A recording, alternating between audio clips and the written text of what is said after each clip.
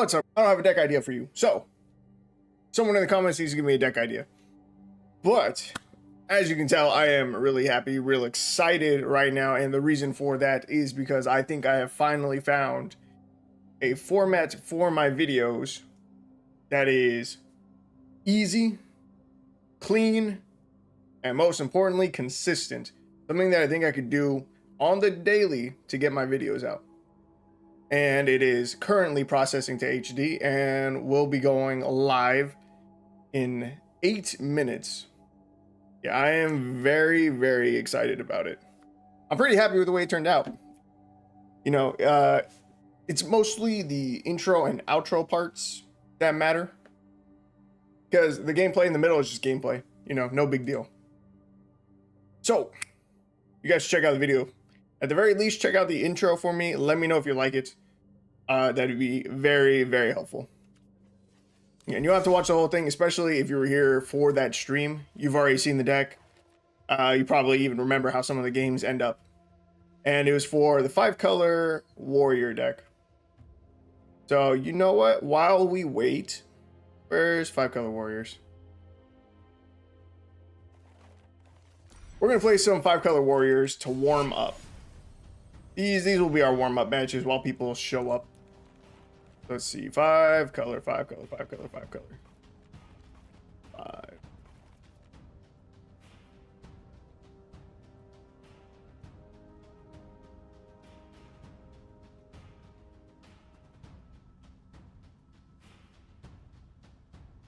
How blind am I?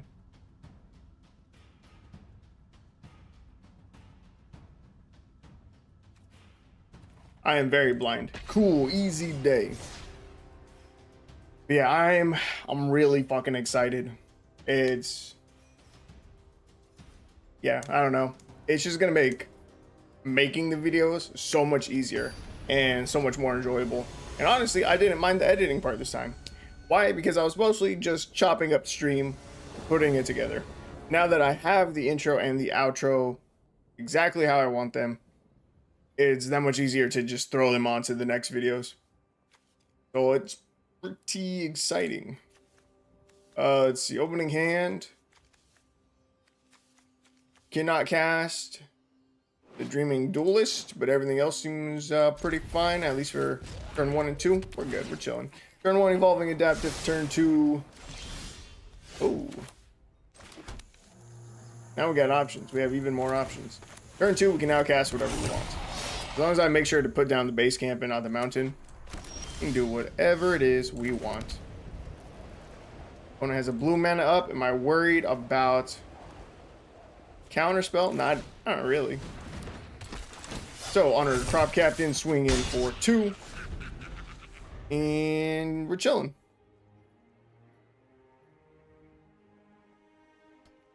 Okay. Yeah, I'm really, really excited. I hope the video does well. The more people I can get to watch that video, hopefully the more feedback I can get about the intro, and let me know if it's good or not. Risen Reef is annoying. What is our most damage on board? I think I go with Herald. And we will grab a lot of good options. Noda, do we have a human and non-human? Phyrexian Warrior, Human Warrior, we do. I'm gonna grab the Winota. We have the mana for it. We have the human and non-human. All our opponent has is a Risen Reef. I think we're about to blow our opponent out of the water. Assuming they don't board wipe here. They play another Risen Reef, no big deal. No big deal. We're okay. We're okay.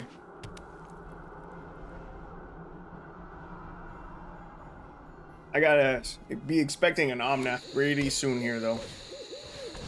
Creeping Trailblazer. Okay.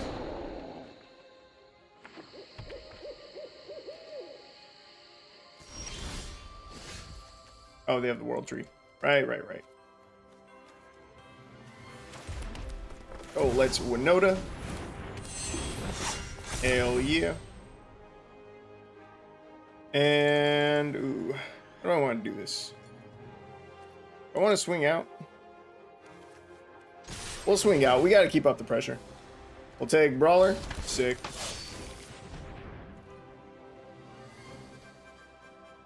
Okay. Okay. It's a lot of damage. They got to start blocking something. Trailblazer blocks. If they try to hold on to both Risen Reefs, they die. That's 13 damage going at them. So they have to block with at least one Risen Reef. They can't block Herald because it has Menace. They can't really block the Voltaic Brawler because it's indestructible, so it's not much point in it. Or they have to double block Evolving Adaptive. All of their choices are really bad, actually. Hell yeah, that's what I'm talking about, Winota. Also, I did not fully read this card. We haven't played with this deck in like 2 weeks, something like that. I thought we had to swing with Winota to get the trigger. I'm very happy that we don't have to, but I did not fully read the card. Whenever one or more non-human creatures you control attack, look at top six cards of your library. You may put a human creature card from among them onto the battlefield, tapped and attacking. Gains indestructible until end of turn. Put the rest of the cards on the bottom of your library in a random order. Oh, I thought we needed both a human and non-human. I don't know what card I'm thinking of. Or if I was always just mistaken about Winota. Huh.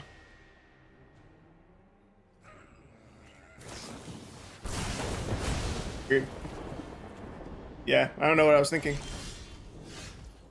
Oh, and there it was. An Omnath plus a Healer of a Glade. So I gain a little bit more life. Let's see. We got 5 mana. We can Voltaic Brawler and War Leader. War Leader is for sure happening. Literally no doubt about that. Dreaming Duelist is another option. Voltaic Brawler, when it attacks, will become a 4/3 with Trample. The Trample might be relevant, but the 2/2 flying might even just be more consistent. They cannot block flying. I think we just swing out here. Take Brawler, we give a Trample, becomes a 5/4, that's sick. Ooh, hoo, hoo, hoo, hoo. Shauna saves the Legacy, which is huge. Or Crew Captain, which would have Indestructible. Shauna would be a 5/5, 6/6, 7/7. Plus it bumps up our Evolving Adaptive. Alright, Shauna was definitely the right selection. Why are you so big?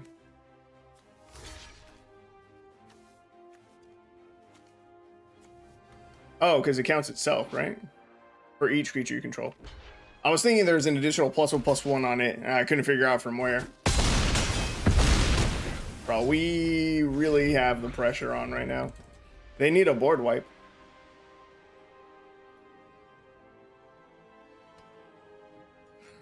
Maybe I should have dropped Scamp.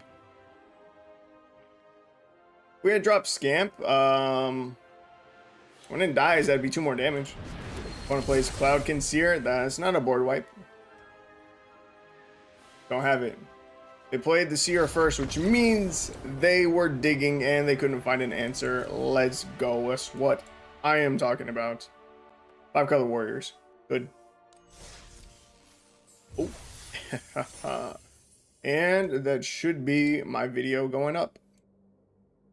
I'm gonna double check, make sure that it did. Channel. My videos I may have chosen 820 instead. Yes. I did. Just to give it more time to process the HD. But it looks like it's good. It looks like it's ready.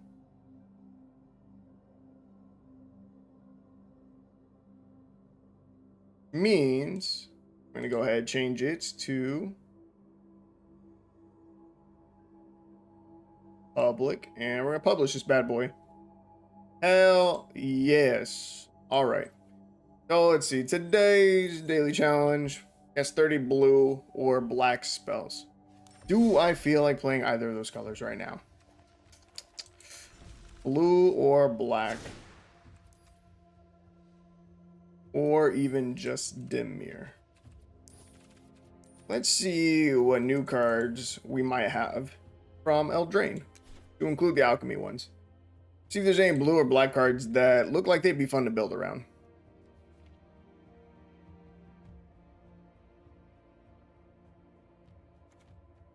Yo, god damn, a 1-mana 3/2? What is that? When this enters the battlefield, create a cursor roll token attached to target creature you control. Pass. I will pass on that.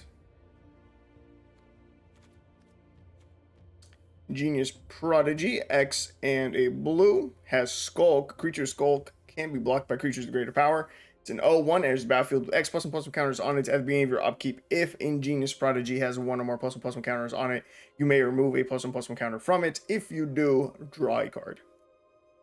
Not bad. Not bad card. Pretty interesting. We'll want to build around it. I don't know. Devouring Sugar Maw looks hilarious. 4 mana 6/6 Menace Trample. At the beginning of your upkeep, you may sacrifice an artifact, champion, or token. If you don't, we must tap Devouring Sugar Maw.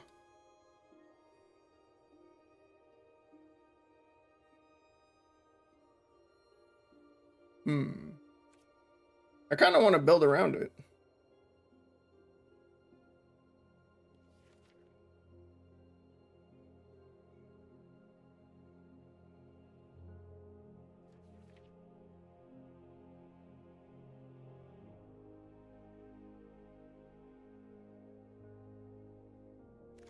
High Fae Prankster. This card, I am still certain, is going to have some kind of crazy combo that you can use with it.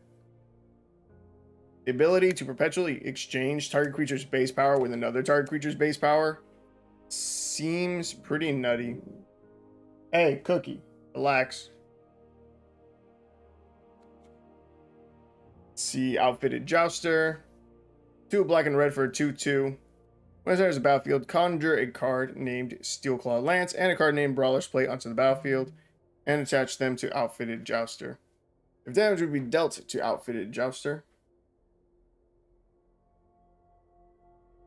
prevent that damage. When damage is prevented this way, sacrifice an equipment attached to Outfitted Jouster. Let's see. 4/4 with Trample. Oh, well, 6/6 with Trample.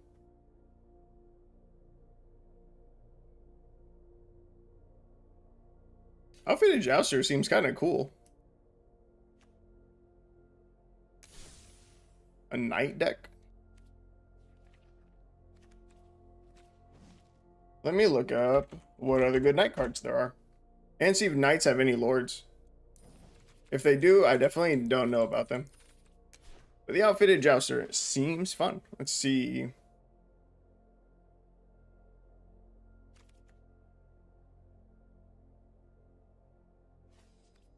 Yeah, let's see if there's any Lords.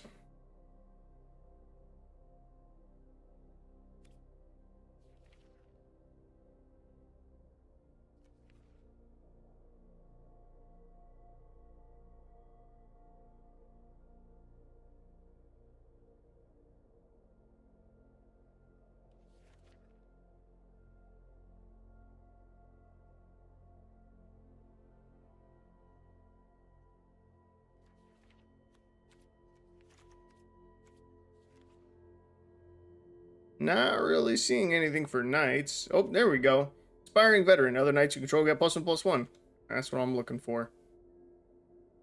But the colors are a little concerning.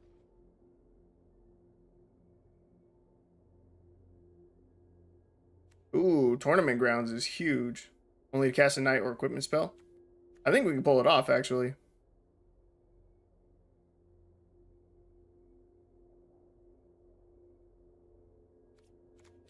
What colors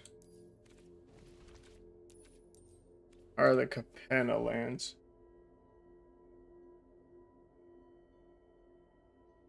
Are any of them in Mardu? I feel like they're not.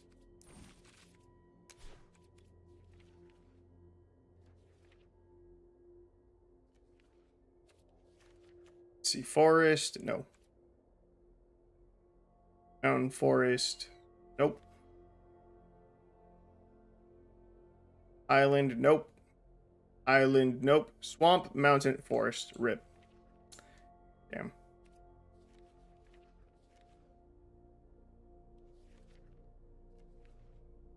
I think I'm down to try it anyway. Tournament grounds. Okay. So, tournament grounds. We're going to go grab our rare.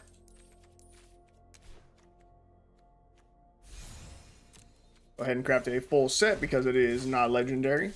Hell yeah. Actually, do I want to run any of these? Sir Gwyn. 6 mana, 5/5 vigilance menace. Whenever an equipped creature you control attacks, you draw a card and lose 1 life. Equipment you control have equip knight 0 to be each upkeep. Player draws a card and loses 1 life. Olivia, mobilize for war. 3 mana, 3/3 flying. Whenever another creature enters the battlefield under control, you may discard a card. If you do, put a +1/+1 counter on that creature, gains haste until end of turn, and it becomes a vampire in addition to its other types. Nah, we'll just go with the outfitted jouster. Actually, I'm really tempted to add in a Sir Gwyn. I'm gonna craft one. I want to try it out. No, I don't. If I add Sir Gwyn, we really want to make use out of that second ability. Equipment you control have equip knight 0, which means we're gonna run a lot of equipments. I don't know that I was planning on running equipment too heavily. I was kind of just going to slime a bunch of knights together. What's the plan for this deck? Still figuring it out a little bit. What's up, Chris? I'm not going to lie. I want to build around this card, Outfitted Jouster. It's a new alchemy card that we just got. It's a 4 mana 2/2. When it enters the battlefield, we conjure a card named Steel Claw Lance and a card named Brawler's Plate onto the battlefield and attach it to Outfitted Jouster. If damage would be dealt to the Jouster while it's equipped, to prevent that damage. When damage is prevented this way, sack and equipment attached to the jouster. So when this enters the battlefield, it's a 4 mana 6/6 with trample. Seems pretty good. So I was debating about whether or not we'd go full knights with a Sir Gwyn or not. And I think maybe we will. I was just going to run like Knight Tribal. I was just going to run a bunch of Knights. I wasn't really going to go in the direction of equipments. Even though I know they kind of go hand in hand. But it was not my initial plan. It might need to become our new plan. Iron Crag. I do not want to run that.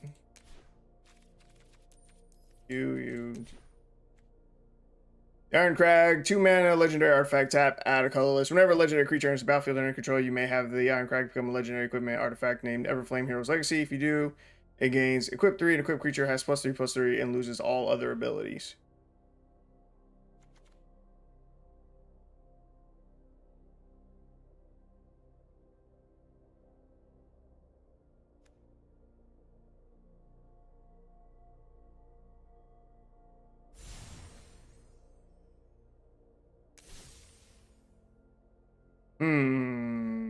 I don't know if,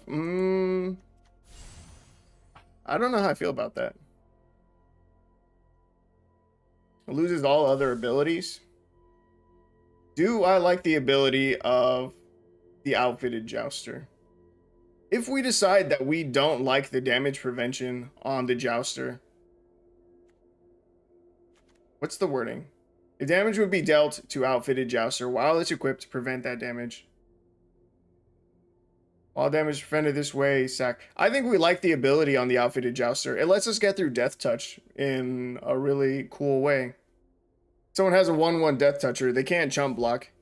Because 1, we would have trample, but on top of that, we can trample through their Death Toucher and then prevent that damage with the ability. And I think that's cool. So I think this will be our rares. It'll be 3 of these and then 1 Sir Gwyn. I'm still open to potentially swapping out the Sir Gwyn and going up to a 4th Outfitted Jouster as our 4 rares. Because I'm still not sure what other knights there are in. Well, in common and uncommon, really. So if these other knights really, really want equipment, then we'll lean heavier in that direction. If these other knights don't care that much about equipment, then we'll just go Knight Tribal, and then Outfitted Jouster will just be a really good 4-drop. It'll just be a 4-mana 6/6 with Trample, which is, you know, really well statted. So let's see. What other knights would we want to run?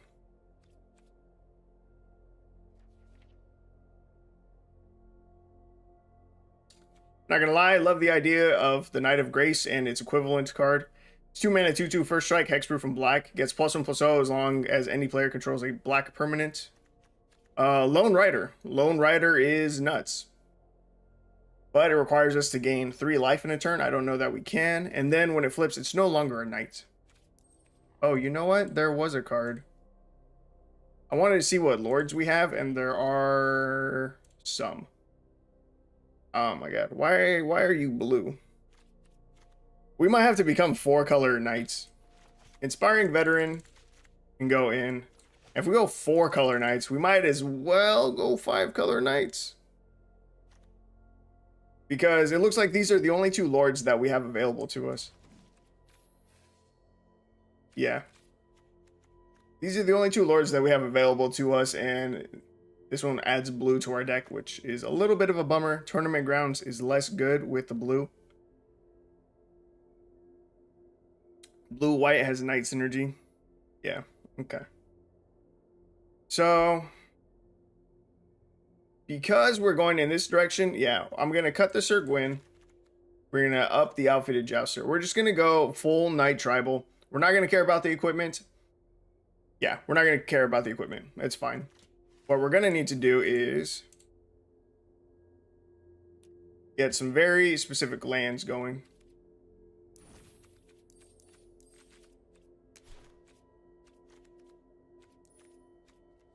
We're going to need Looted Courtyards. We're going to need a full set of those. Unclaimed Territory. We're going to need a full set of those.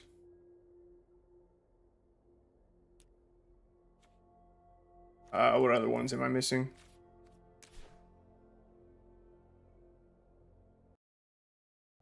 Let me check Untapped. I can't remember the names of the other ones. I know one is Base Camp, but we can't run Base Camp because that one doesn't work. But we have Unclaimed Territory, which is... Or we have Tournament Grounds, which is pretty close. Oh, Ancient Ziggurat. That's what I need. Ancient Ziggurat. Tap to add 1 mana of any color. Spend this mana only to cast a creature spell. Sick. Okay, that gives us 16 lands that allow us to cast pretty much our entire deck. The Tournament Grounds doesn't work with the Marshal. That's the only one that doesn't synergize. I think we might even still want some Secluded Courtyards. Or not Secluded Courtyards. Evolving Wilds. I think I'm going to add Evolving Wilds.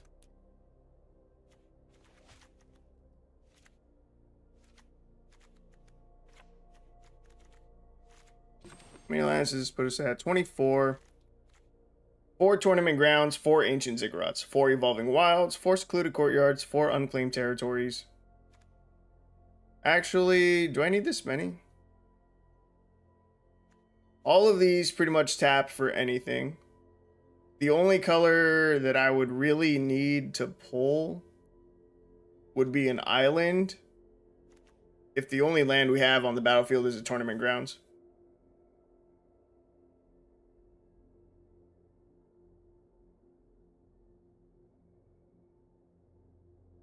Well, maybe I just run the Thriving Lands instead. I think they still enter tapped. Thriving Isle centers battlefield tap winners to the battlefield. Choose a color other than blue. And we just run some of these. We could run like 2 Thriving Heaths, 2 Thriving Moors, 2 Thriving Bluffs.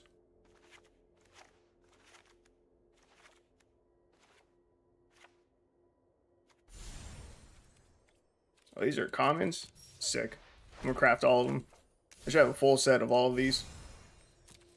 Right, we just run the Thriving cards, and then whichever Thriving card we get, we select the color blue, and then that way we're covered for our Marshal of Zhalfir.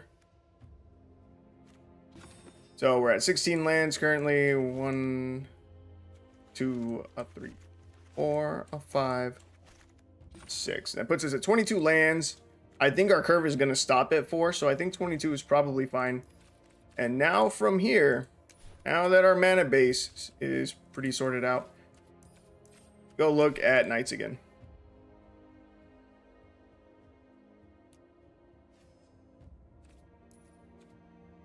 Okay, so let's see. Wintermore Commander. This is a great fucking Knight. 2 mana, 2 star with Death Touch. Its toughness is equal to the number of knights you control whenever Wintermore Commander attacks. Another target knight you control gains indestructible to end of turn. This is 100% going in the deck. That's stupid good. Smitten Swordmaster has the adventure Curry Favor. You gain X life and each opponent loses X life, where X is the number of knights you control. Pretty damn good. Let's see. Battle of the Brawl. Whenever it attacks, other knights you control get +1/+0 until end of turn.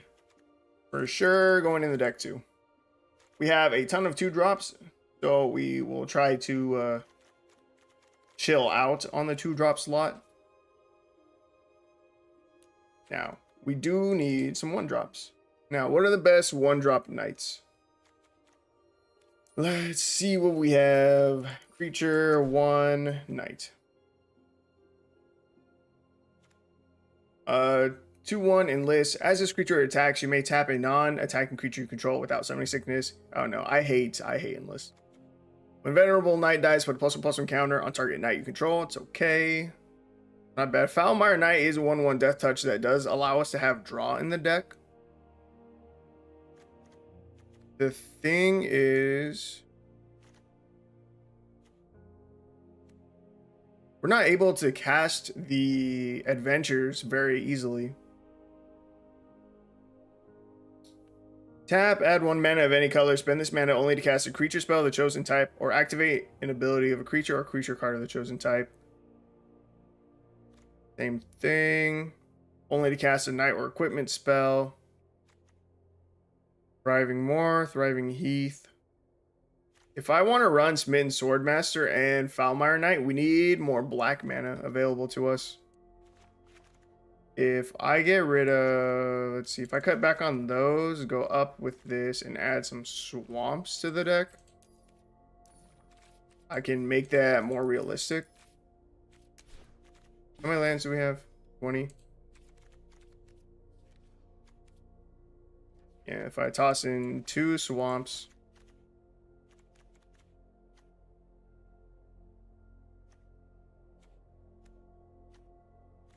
I'm hoping that will allow us to cast the adventures that we're looking for. We'll see though. We'll see if that ends up being an issue, and if so, we may swap around some knights.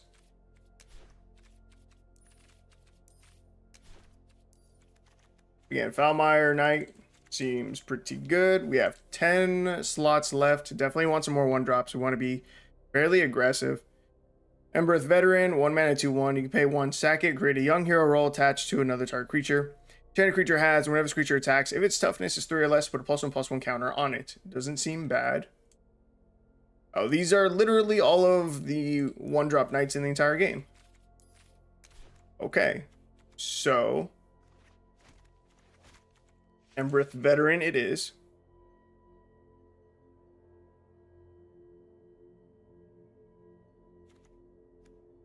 Dauntless Bodyguard. When it enters the battlefield, choose another creature you control. Sacrifice Dauntless Bodyguard. Chosen creature gains indestructible until end of turn. Actually, that's like, that's crazy good. That definitely needs to be in the game. Or definitely needs to be in our deck. I'm going to take a look at the 3-drop slots. I may cut 1 or 2 1-drops to add more 3-drops to our deck. Depending on what we see here in the 3-drop slot specifically. So, when it enters the battlefield, we create a white soldier. Ooh. If only that was a warrior token. If this made a warrior token instead of soldier, that would be really, really good. A little bit unlucky. 2/1, no. 1/3, 1/3 double strike. 3/2 vanilla. It's pretty gross. Whenever enchantment you control is put into a graveyard from the battlefield, put a +1/+1 counter on Savior of the Sleeping.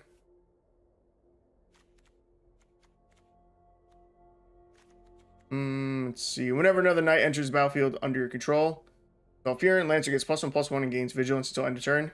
Yo, the Lancer seems sick as hell. When it starts the battlefield, you may return another target online permanent you control to its owner's hand. If you do, scry 2. Nope, we'll pass on that. Green elemental token, not really helpful. 3 mana 2/2 flying vigilance. You can tap it to create a 2/2 white and blue knight creature token vigilance. Activate only if you cast 2 or more spells this turn. Ooh, the strobe knight doesn't seem that bad either.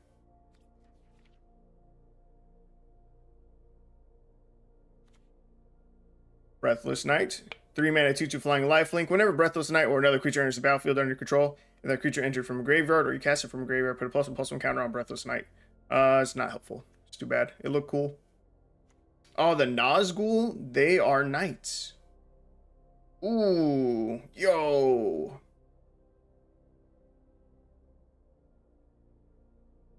Nazgul in a knight tribal. That could be very interesting. I'm going to pass on it, though.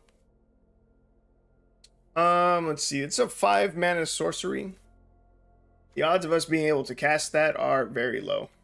In fact, I might need to cut the Foulmire Knight. I was only thinking about the colored mana for this. Oh, wait. No, these still tap for colorless, right? That taps for colorless. That one does. This one does not. That one taps for colorless. Okay, no, we're fine. We're okay.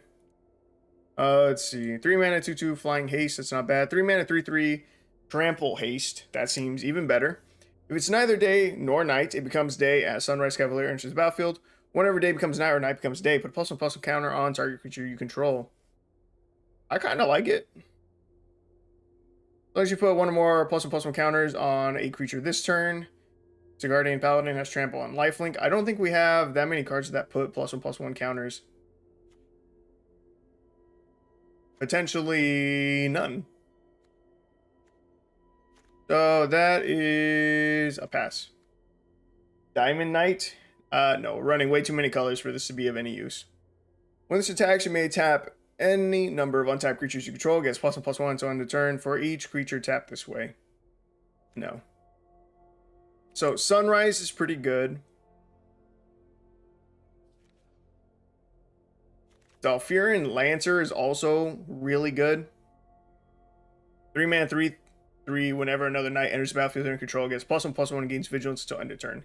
So realistically, it's probably going to be a 4/4, maybe a 5/5, maybe potentially a 6/6 with vigilance when it's swinging.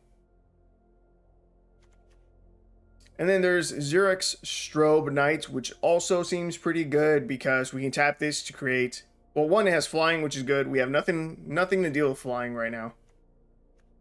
We would get wrecked by flying.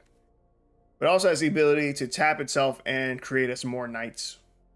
Activate only if you cast 2 or more spells this turn. Our curve is really low. The odds of us casting 2 knights in a single turn is very high.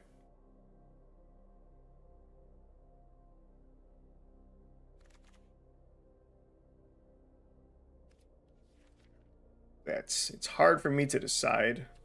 Man, they're all really good. I wonder if any of these are better than Bell of the Brawl. 3 mana 3/2 menace. Whenever it attacks other knights you control, get +1/+0 until end of turn. It's definitely way more damage. This is tough. I don't know what I want to do. This one is just really big body. This one is flying and helps us go wide. This one is trample haste. This one's just really, really aggressive.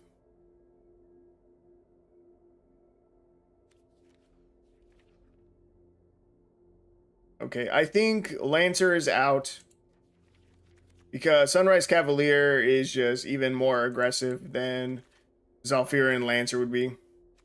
Vigilance is cool, but the trample haste, I think it would just be better.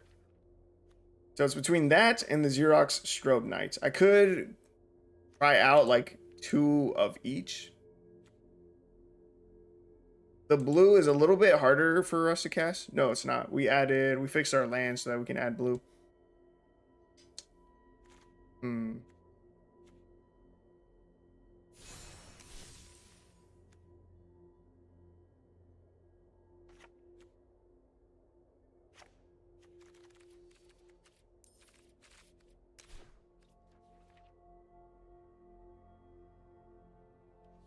I'm going to try out 2 copies of both. I'm going to add 2 Strobe Knights.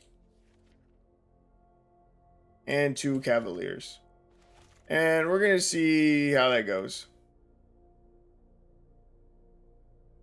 Man, maybe it really is just better to have Strobe Knight.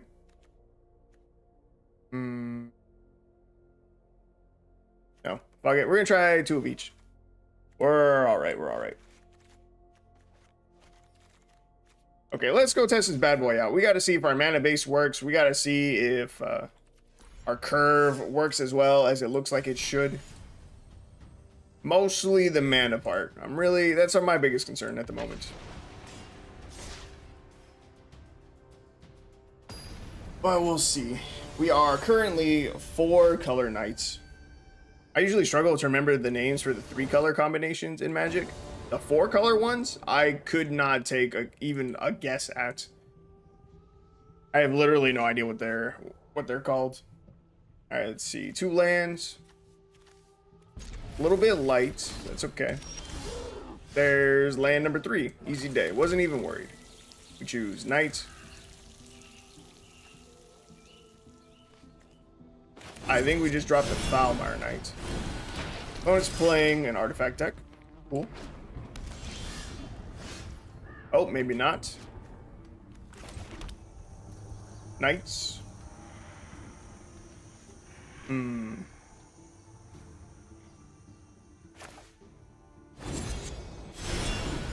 So, something that's interesting about Dauntless Bodyguard is the fact that I never want to play this on turn 1. Because we don't get any benefit from the ETB. That's interesting. There's definitely something to consider for our 1-drop slot. While it is a crazy good card, it does not help us on turn 1. If that's our only turn 1 play, it would feel bad. Because I would want to hold it. I would want to hold it until we get some kind of nice big knight on the field that it could then protect. So maybe I cut back on one of these. I'm not sure. Full of Blaze. We've got board wiped. Feels good. Luckily, we have 2 outfitted jousters, so we're chilling. Let's see. If damage would be dealt to outfitted jouster while it's equipped to prevent that damage. Okay, so something like Solar Blaze can be prevented, but if they have a traditional board wipe that says destroy, it does nothing. Or even exile. Bro, this is so fucking gay. Why do people hate playing Magic so much? I don't get it. Why are they so opposed to other people playing Magic?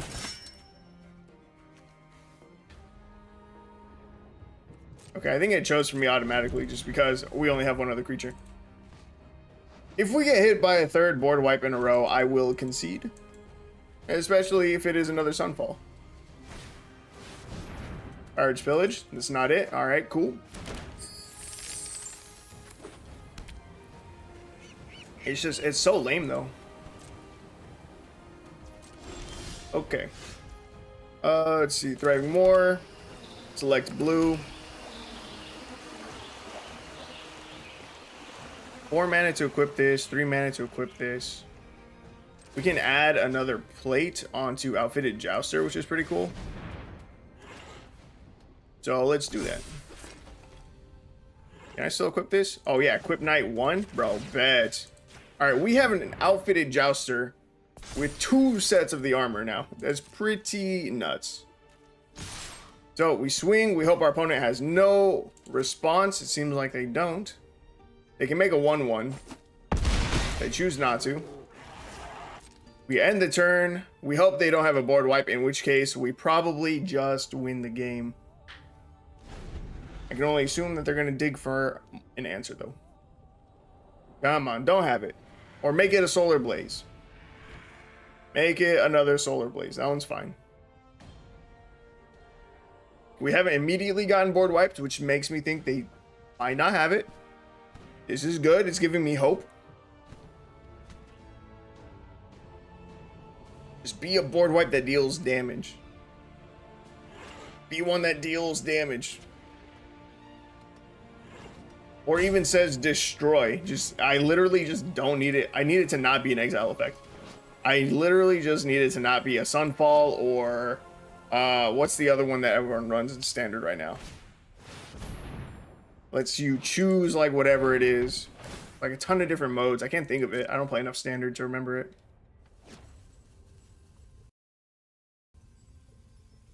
I'm gonna look it up. Let's see. Exile. Choose. White. Farewell. That one. You are exactly right, Jodo. Farewell. That was the card I couldn't think of. Oh my god, and we get there. That's what I'm talking about, baby. That's what I'm talking about. Through 2 board wipes, through a Solar Blaze into a Sunfall. We fucking got there. Let's go. Sam, you can eat my buns. Fucking back-to-back board wipe me. Get out of here. So, as far as mana base, oh, actually, let me cancel real quick. I'm gonna take a quick glance at our 1-drops again. Because like I said, Dauntless Bodyguard, super great card. We don't like it for turn 1, though.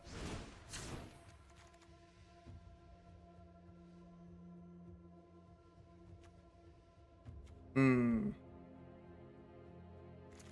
going to leave it as it is for now. We're going to play some more matches. We're going to see if I end up not liking that card. Because if I keep trying to hold it for a turn that's not turn 1, then it's probably just not that great to keep in the deck. Not as a 4 of. Okay, see, this is what I'm talking about. This is our only 1-drop. We don't even have a good turn 2 play.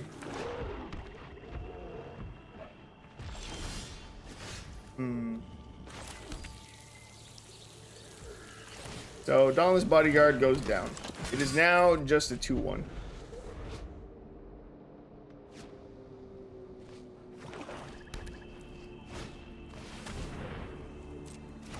Okay, so we can pay 1 mana, sack Embereth Veteran, create a young hero role, token attached to another target creature.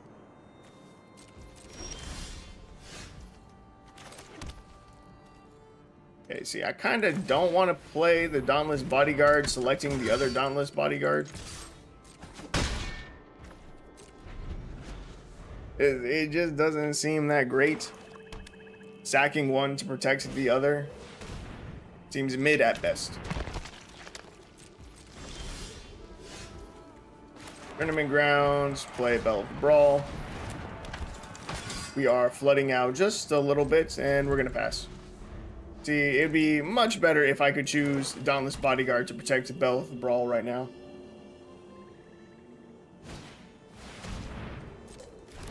Death Priest. 3/3. Skeletons, vampires, and zombies you control get +1/+1 at the beginning of your end step. If a creature died this turn, create a 1/1 black skeleton creature token. Okay. Unclaimed territory, selecting knight, get an outfitted jouster. So, do I want to swing here?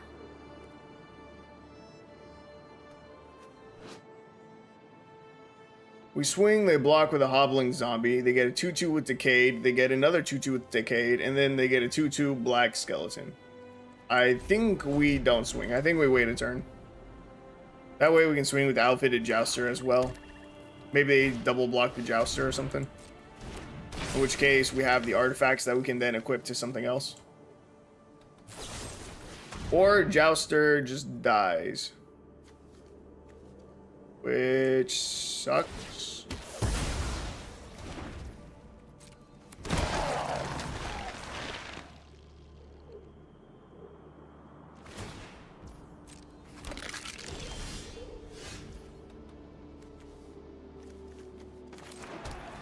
Damn, Aspiring Veteran would have been really good earlier.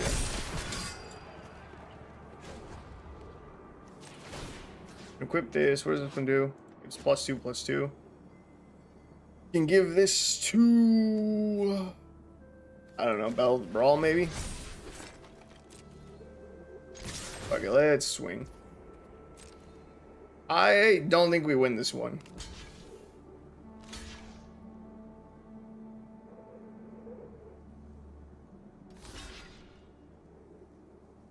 We flooded out a decent bit. 7 lands is a lot to see already when we only have 22 in our deck. Our opponent's board is very wide now. He does only have Decayed. Oh, wait, does this only trigger at his end step? I mean, your end step. Ooh, okay, that's good. He has nothing but Decayed zombies right now. It's pretty good for us. They can swing in for a lot of damage, but then his board is just gone. I still don't think our chances are very good here. But I won't concede yet. We're down to 4. They are going to get a skeleton here because the creature died on their turn. The decay zombies did. They're going to have 2 blockers. All right, 14. Yeah, we don't win this game.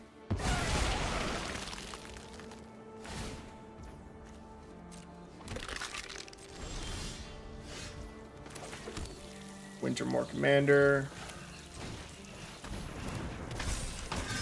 With a plate on something, sure. Yeah, it just doesn't matter. Alright, we'll just concede. No big deal. Man, our 1-drops, they kind of suck, I think. We don't have a lot of options for 1-drops, and I really wanted to be able to curve out well, but maybe it's just not realistic.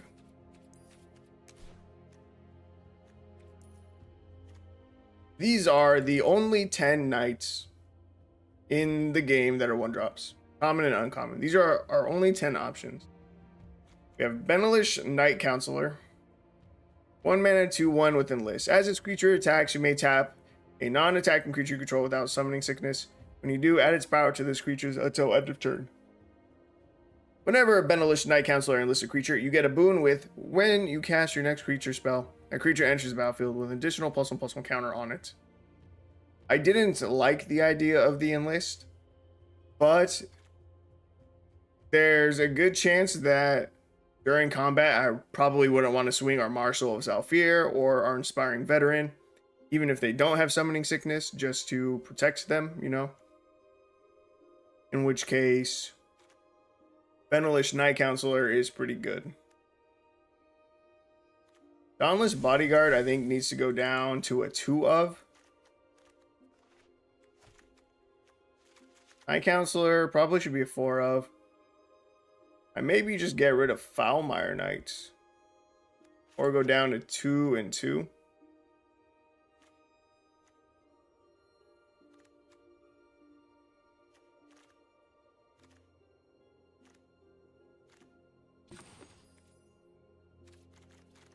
Yeah, let's try the Knight Counselor. I think that might just be better. Oh, our 3 is our 3-drop slot still split? We have 2 of these and 2 Sunrise Cavaliers. We didn't see either of them. I don't know if they're good. All right, we'll pass. Or we'll pass. We'll hop into the next match. We'll see if the deck feels a little bit better with that guy. I'm hoping so. The boon does sound pretty good.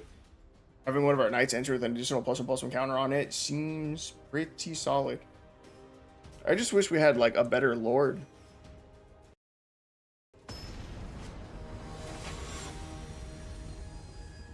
I mean, there probably are better knight lords, just in the rare and, you know, rare and mythic slots.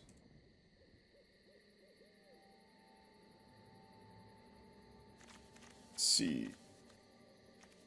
Oh, we got a nice curve. Valiant Knight, that's a good one. Do I care about my turn 1 play? 2, probably just drop you. I think I get down to Thriving More right now, like blue.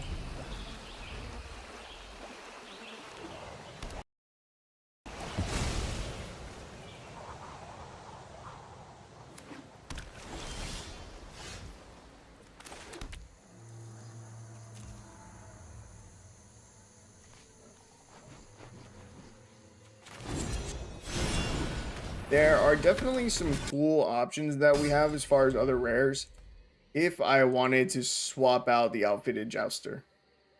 I still think this one's cool. 4 mana 6/6, and it makes us some really, really good equipment cards. Especially the Steel Claw Lance, which has equipped Knight for 1. But some cards like Valiant Knight is just better. 4 mana 3/4. Other knights you control get +1/+1. You can pay 5, and knights you control gain double strike until end of turn. Radic, hexproof from white, hexproof from black. Whenever one or more knights you control attack, draft a card from his spellbook. The spellbook's usually pretty strong. History of Benalia doesn't even seem that terrible. Knight's Charge seems really cool. 1, a white, and a black. Whenever a knight you control attacks, each opponent loses 1 life and you gain 1 life. You can pay 8 mana, sack Knight's Charge, return all creature cards from your graveyard to the battlefield. There's a lot of cool options. Definitely a lot of cool options. Let's see. Right here, we're going to play out the Xerox Strobe Knight. We'll see if it's any good. Because the next turn, we will have 2 things that we can play. Dauntless Bodyguard and an Embereth Veteran, which will allow us to tap this to create another token. So, hopefully, Xerox Strobe Knight survives the turn, and we can do that. They're looking at him. It concerns me.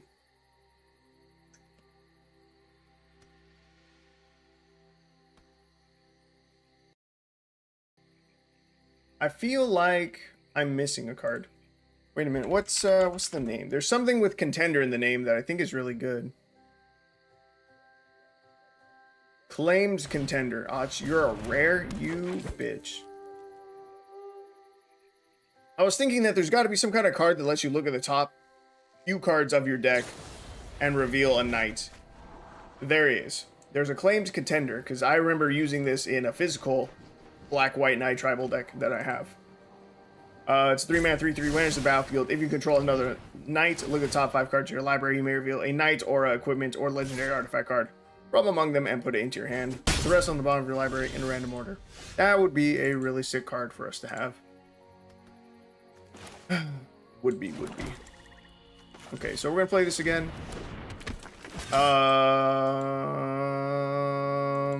And our auto tapper just fucked us. Feels good. It left up the Thriving Moor, which we can do nothing with. I was going to play probably the Dauntless Bodyguard so I could protect the Xerox Strobe Knight. But, game said no. So, I guess I need to be on the lookout for the auto tapper now. That's too bad.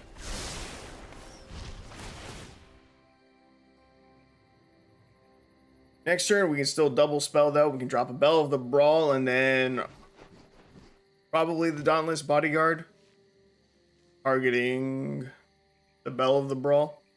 Then we should be able to tap the Xerox Strobe Knight, and then the turn after that, swing for big damage. Assuming our opponent does not Fading Hope us again. These things are interesting. Whenever you scry, Nim Rodel Watcher gets +1/+0 until end of turn and can't be blocked this turn. Its ability triggers only once each turn. Oh my god, of course they added that last line of text. Dude, there's no way a deck that scries a ton would be that great anyway. They didn't need to nerf the card with that last line of text. Lame. Sunrise Cavalier. Ooh, that'll be really good for next turn. Okay, maybe having one of each is good. Auto tapper. Don't be that guy. You. Sure. Bell of the Brawl. Dauntless Bodyguard. Targeting Bell of the Brawl. I'm stupid. This has Vigilance. I was supposed to swing in the air first and then make the token. I can still swing this. I just missed out on 2 points of damage. If we lose this game because I couldn't get 2 more points of damage in, that was the turn that I threw right there. That was the moment. We lose this match. Shame me. Only if it's because of 2 points of damage.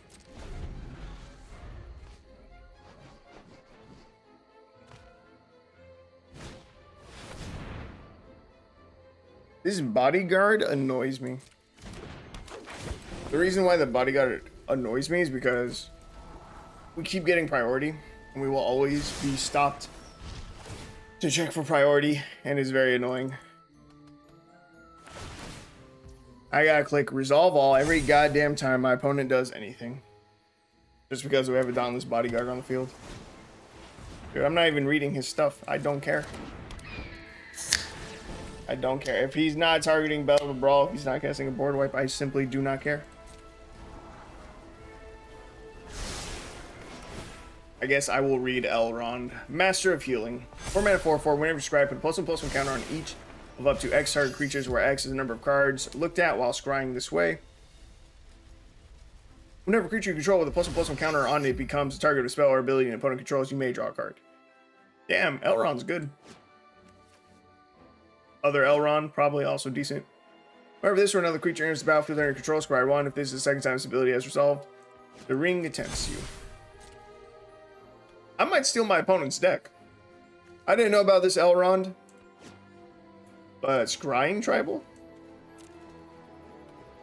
It's interesting. It's different. And he's actually the first person I've seen do it.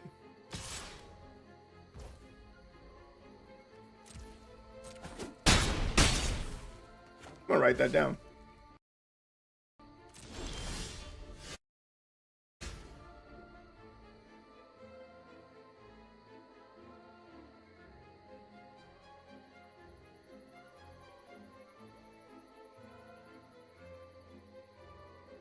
Okay, so what was our game plan for this turn? We're gonna drop the big hasty thing. Let's see. When does it enlist? Okay, it's only when that enlists.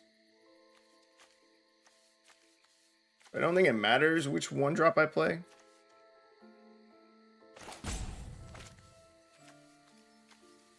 Does it matter? Color-wise, does it matter? If I use this, I need a red and a white, which takes up both of these, which means I can't play either of these. Oh, that's actually really annoying. Okay, I guess we're not going to double spell this turn. We're just going to swing out. Oh, the brawl triggers. Cool.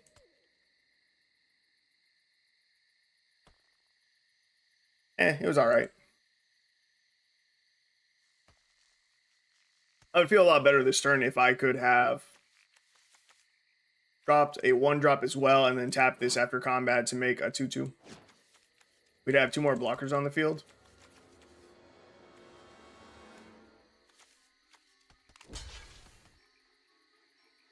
It's alright. I really wish we had found one of our lords. Top decking Veteran. Marshall we still haven't even seen yet. Top decking one of these would have been sick.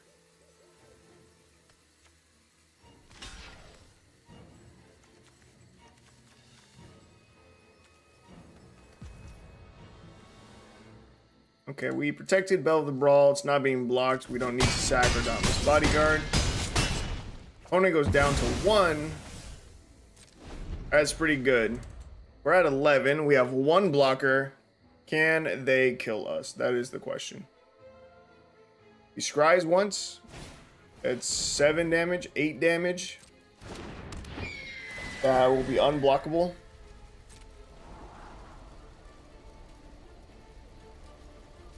Silver Raven.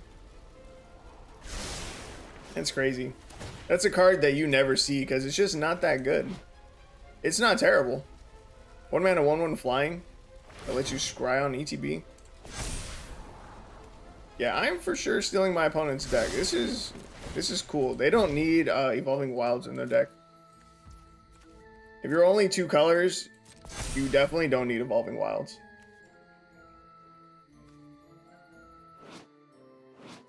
I'm down for this.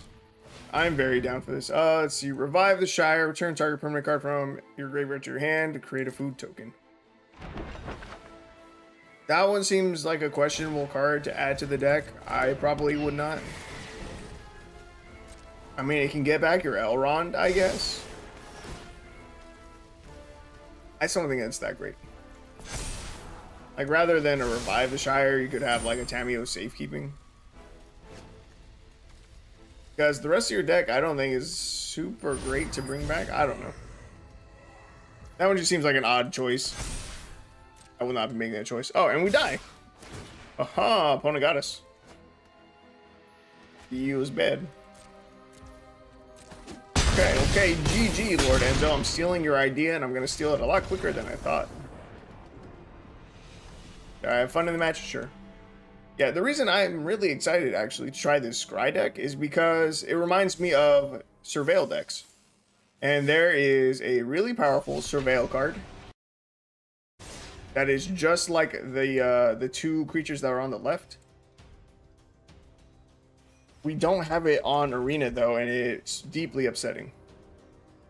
It is...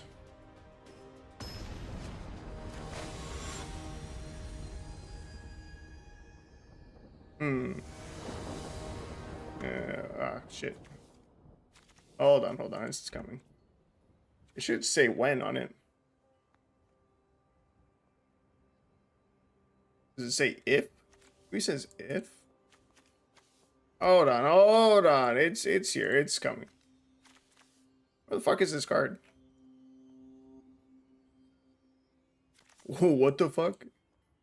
Am I losing my mind? Oh. Jesus Christ. No, I thought I was going to say... I was about to say that I have Arena selected, which is why I'm not seeing it. I just said that it's not on Arena. But I don't have Arena selected.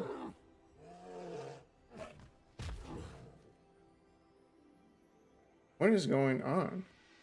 Is it whenever I discard? I am super tripping out right now. We're gonna get down that guy. What the fuck is the wording? Oh, it's not a Surveil deck. Right? Is it not? It's a cycling deck. It's a goddamn cycling deck. I was losing my mind.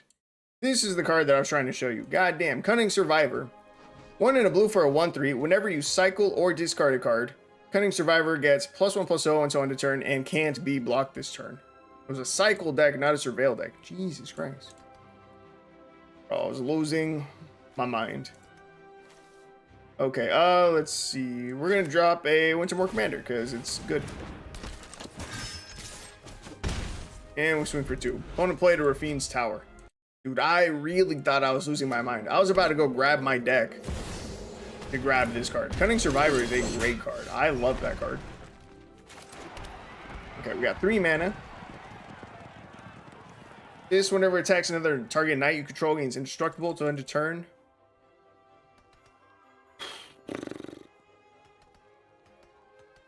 How do I want to do this?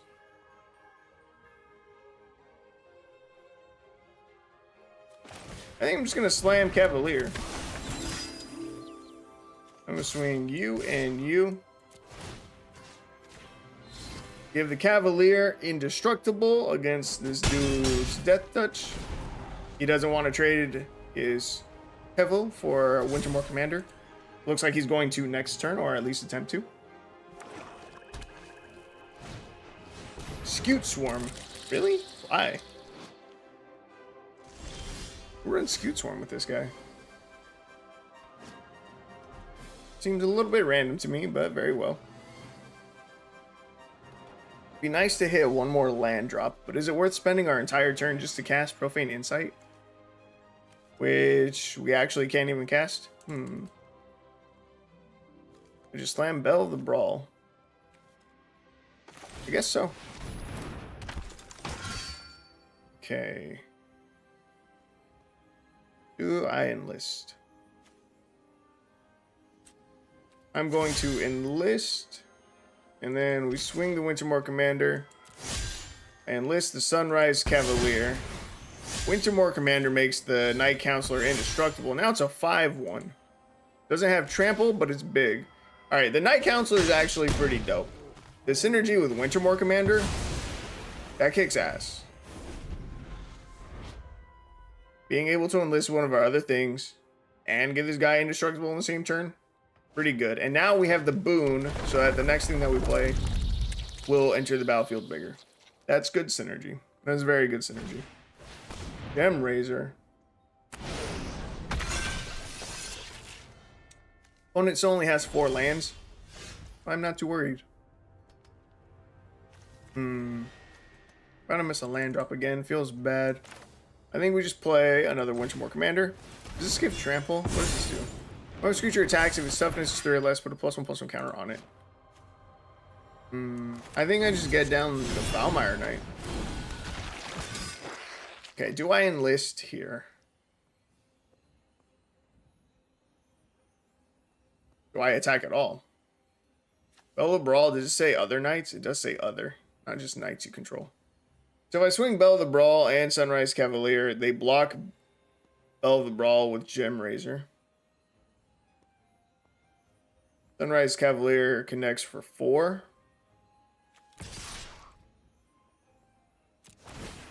I'm going to do it, but I am not happy about it. Maybe I should have waited.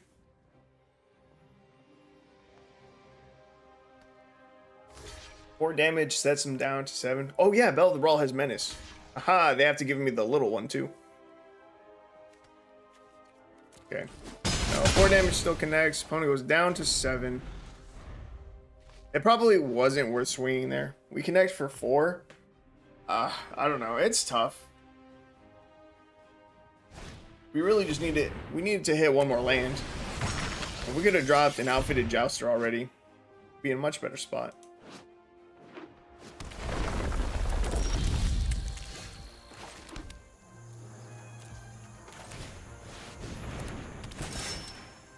Okay, so what's the most that we can do here?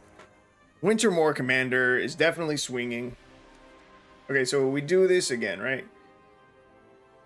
You enlist. Wintermore Commander is swinging. I don't need to swing Foulmire Knight yet. I could, but I don't need to. Use the Sunrise Cavalier. Make the Knight indestructible. The Knight Counselor indestructible. Yep, he chumps there. He takes the 3 from the Wintermore Commander. Opponent is down to 6. Arcatory Greathorn. That's going to get him land number 6. There's a bummer. Oh, god damn it. He gets to destroy one of our enchantments, or one of our equipments. It sucks. Right. But more importantly, he's going to get land number 6 here. He's going to get a copy of his Gem Razor.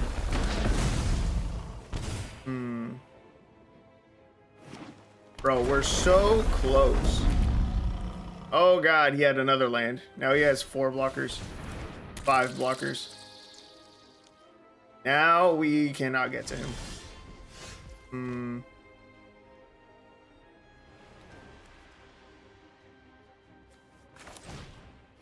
Dauntless Bodyguard. Targeting outfitted Jouster. Play Embereth Veteran. I sack it and put a young hero roll somewhere. What would I put a +1/+1 counter on? Would it matter?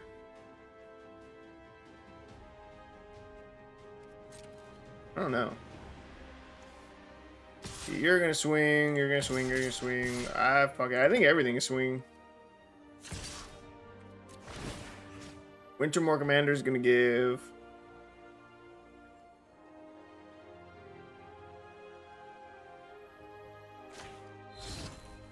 Jouster indestructible? Wait, that was the wrong choice. Damn, this sucks. Bro, where's our goddamn Marshal of Zhalfir? This motherfucker is not showing up in a single game yet, and I really need him. Same with the Inspiring Veteran. We need both of those cards a lot more than we're getting.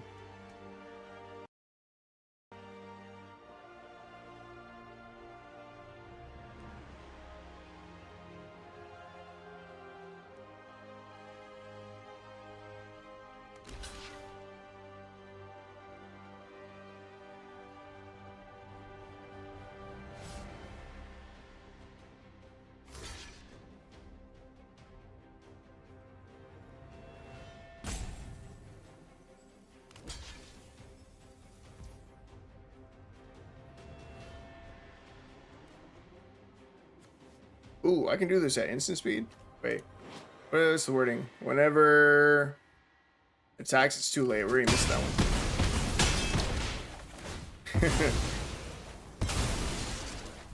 Oh, what the fuck? This still happens? Bro, that sucks. Goddamn outfitted Jouster. Jouster's probably just not good enough.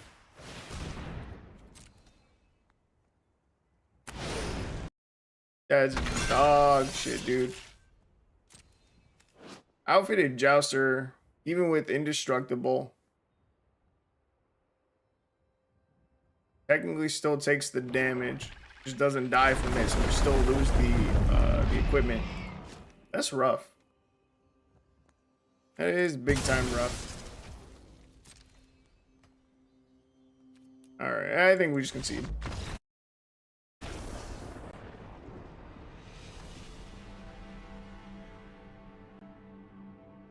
Alright, I'm trying to find something.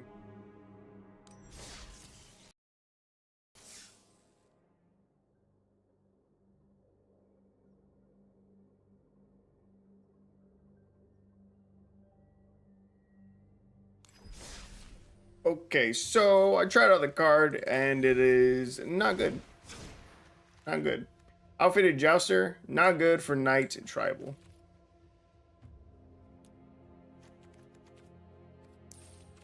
Probably needs to go in an equipment deck specifically.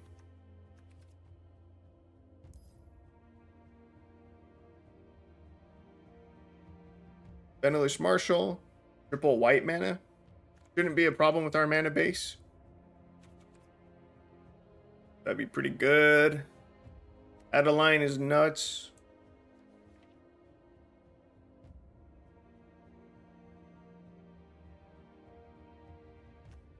Knight Errant of Eos. 5 mana 4/4 Convoke. When it enters the battlefield, look top 6 cards of your library. Reveal up to 2 creature cards with mana value X or lesser among them, where X is the number of creatures that convoked. Knight Errant of Eos. Put the revealed cards into your hand and shuffle. Knights you control have double strike. Valiant Knights. 4 mana 3/4 of the Knights you control get +1/+1. You pay 5 mana, and the Knights you control gain double strike until end of turn.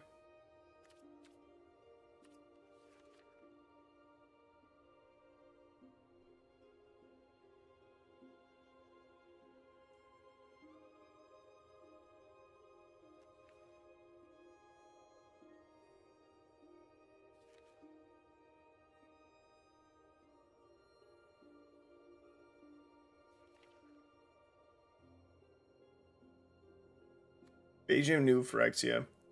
X white and blue. When enters the battlefield, create X 2/2 white and blue Knight creature tokens with vigilance. Teferi.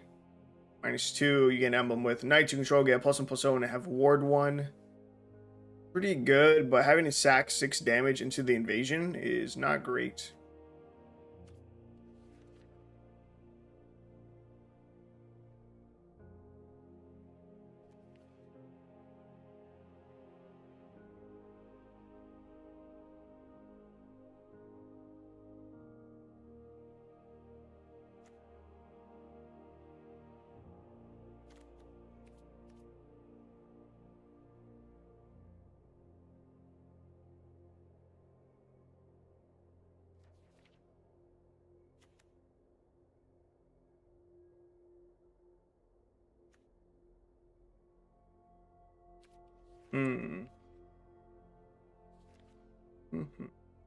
There's a lot of good options.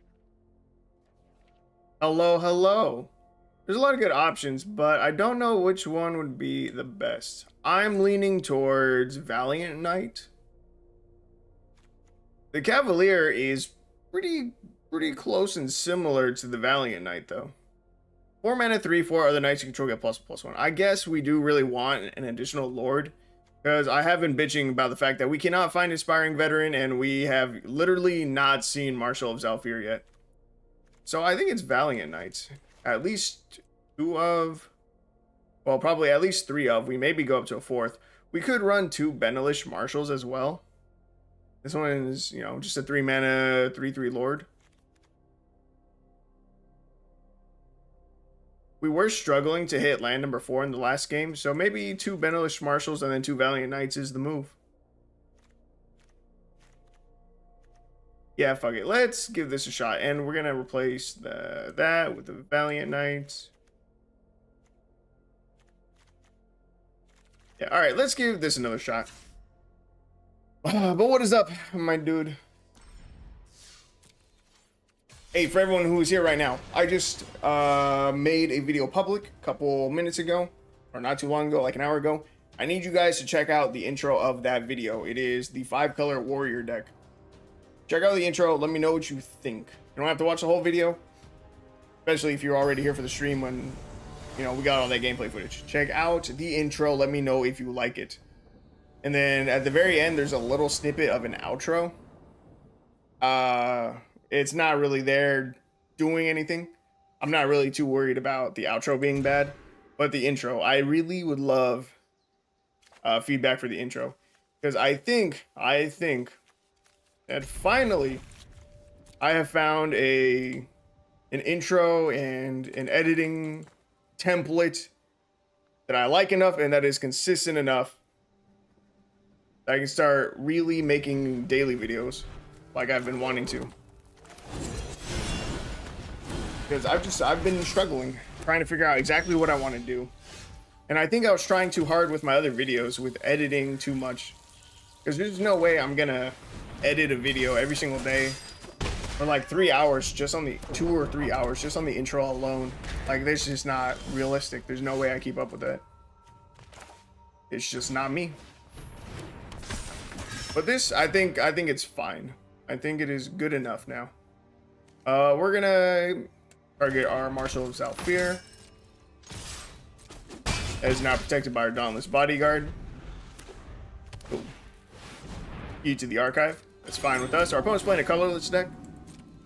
They're now up to 4, 5, 6. Next turn will be 7 mana. It's a lot. So something big is going to be coming real soon. I think I just swing. Yeah, and I end the turn. Ugin's what, 9 mana, I think? So we shouldn't get hit by Ugin yet. They pass, which is very suspicious. Blast Zone. 3 mana sack it. They get rid of our 1-drops.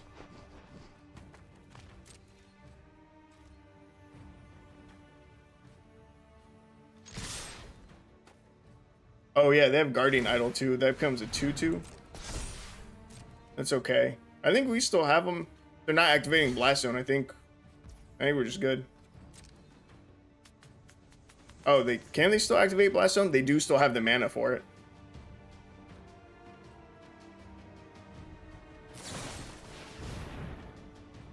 They're going to Lightning Helix. Alright, we're gonna... How much mana is this? 3 mana, tap, sack, Blast Zone, streak. Destroy each target, each non-land permanent with mana value equal to... Oh, they're about to gain 3 life. They go up to 7. We're connecting for 5. Oh, good. Alright, damn it. I think I need to sack the Dauntless Bodyguard. Protect our Marshal of Zhalfir. Because this match is not over yet. And I'm going to play the Xerox Strobe Knight, because that is pretty far away from dying to the Blast Zone. You said you'll check it out? I appreciate it. And our opponent scoops. Thank God. We're getting a little bit dodgy there. I was not expecting that Lightning Helix. I didn't even think about all the options that they have from the archive. I probably should have, you know, taken a quick look at the spell book. Gotten an idea of what they might have, you know.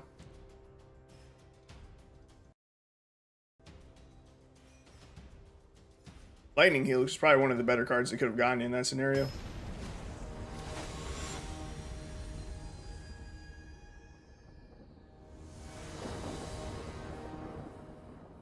All right.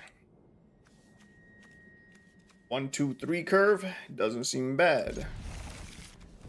We just hold on to Thriving More. Benelish Knights Counselor. All right, see, this is what I was talking about. The Knight Counselor, it does synergize super well with our Lords. Because next turn, I probably don't swing with Inspiring Veteran.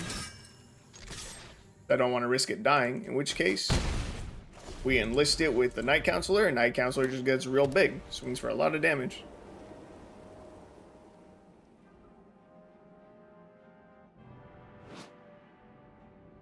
That's a really cool sleeve. I don't have that sleeve. I wonder why I don't have that sleeve.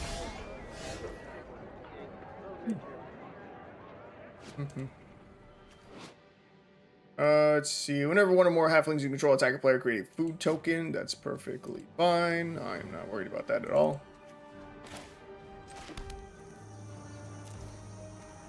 Let us drop a Bell of the Brawl or the Strobe Knight. Strobe Knight is better. If we top deck an untapped land, the Strobe Knight is just better.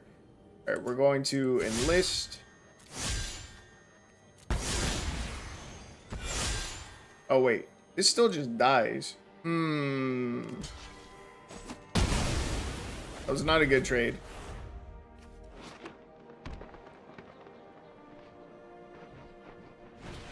Yeah, that was bad. That was bad on my part. What I was trying to say is that if we top deck an untapped land, then we'll be able to cast 2 spells this turn, which will allow us to trigger the Xerox Strobe Knight. But we miss. No big deal. I can drop a Sunrise Cavalier though. That's just a 4/4 trample haste, 5/5 trample haste. It's pretty good. Still swing 3 in the air. All right, we are recovering. That was a very good top deck for us. Cavalier, it's good.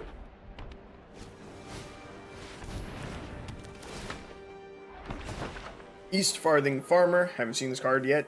2 and a white for a 2/3 halfling peasant. It says when it enters the battlefield, choose a food token. When you do, our creature you control gets +1/+1 until end of turn for each food you control. That's kind of big, right? Yeah, 3. Mushroom Watchdogs. You can sack food, put a +1/+1 counter on it. It gains vigilance until end of turn. Activate only as a sorcery. We ran this in our food deck. I don't think it was that good. I do like that intro. Short, sweet, to the point, and informative of what you're going to be doing. That's what I like to hear. Yeah, with it. Okay, so you were fine without me adding any animations, right? Because I thought about potentially going through and adding like the cards that I mentioned by name specifically, but that would add a lot more time to my day, a lot more time to the video itself. But if you're fine without it, then that'd be sick. So I just won't use it. Do I want to cast another knight? It doesn't need to be a knight, right? As long as I cast 2 or more spells this turn. So we're going to cast Curry Favor here. Our opponent's going to lose 4 life. We're going to gain 4 life because that's how many knights we have. And then I think we're able to just swing for lethal. Right? Maybe not. They go down to 1. They do go down to 1. I can tap this. I can make another knight. Is there a way I could have sequenced that better? I don't think so. I needed to cast the Curry Favor to be able to make the token. I couldn't have gotten the token out first to then drain our opponent for 1 more. Didn't matter. Opponent died. Easy day. They couldn't deal with the flyer. Bro. Hell yeah. Xerox Strobe Knight. Talking about. That's what I am talking about. Bro, our 2 ofs, both of them displayed their value in that match.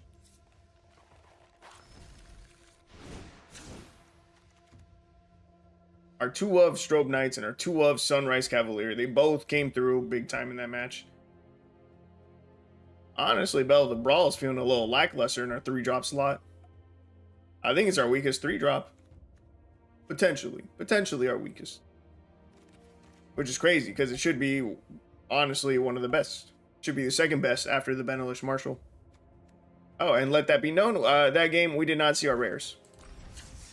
1 without the rares. We'll keep going. That could be a good change, but I think you're still chilling, especially if you're doing daily streams and videos. You don't need to add too much. Good. Good. Yeah, I just want to make sure it didn't, I don't know. I just want to make sure that the intro still held your attention even without me adding anything else.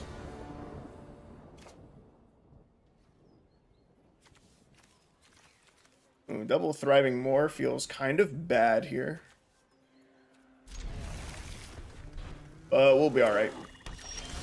What I think we do is get down to thriving more. Next turn, play the tournament grounds. I was gonna play Smitten Swordmaster. We still can. Yeah, play Smitten Swordmaster.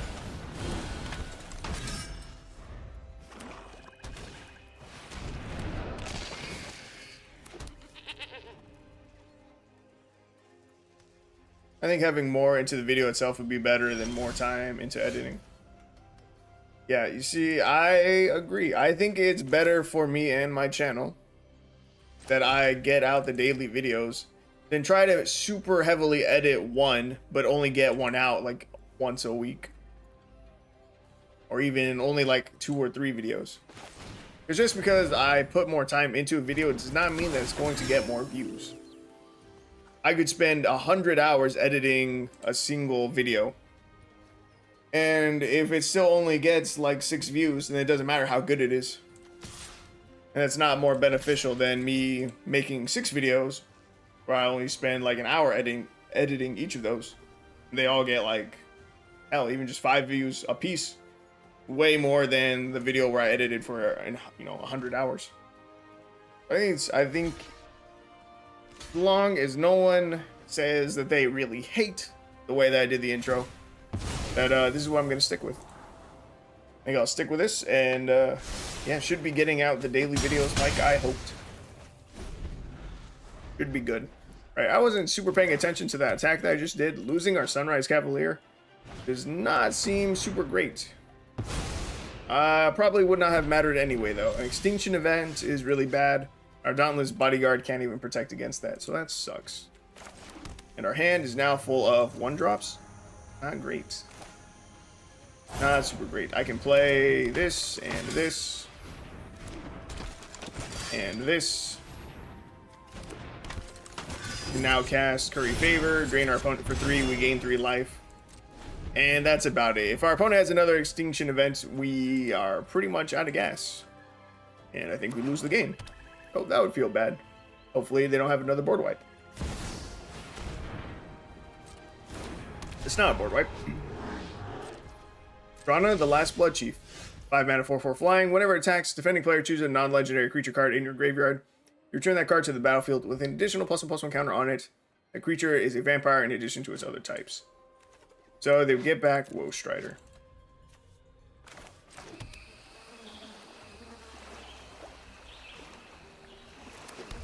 Okay, we got 4 mana. Would I rather get down the Flyer? Get down the Smitten Swordmaster? I guess the Flyer. Because if we get any non-land spell next turn, we can cast the Swordmaster and then the second spell, which will turn on our Strobe Knight to create a token. Do I swing here? I think I do. I think connecting for the 4 damage is just good. Don't really care about losing a 2/1 to Drana. Exactly. Yeah, you would not believe how much time I spent making that goddamn video still. Trying to figure out what I wanted to do for the intro and to make it work properly in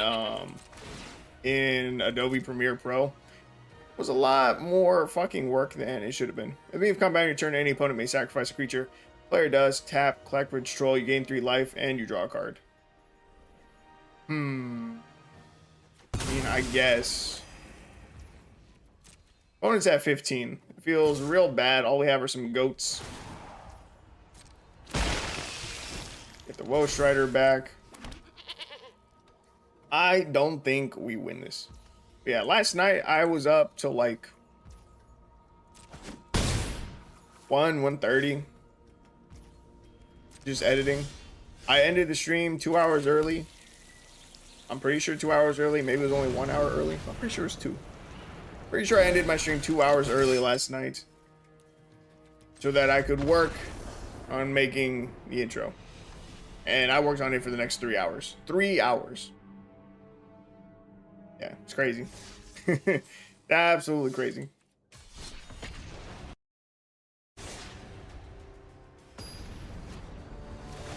And that had nothing to do with the footage underneath the intro. That was literally just for like the animation of like my name and the little swoosh thing.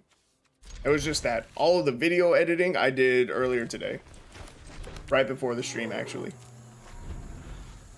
Like I finished that video at 7:30. So about 4 hours ago, because that's when I finally ate dinner.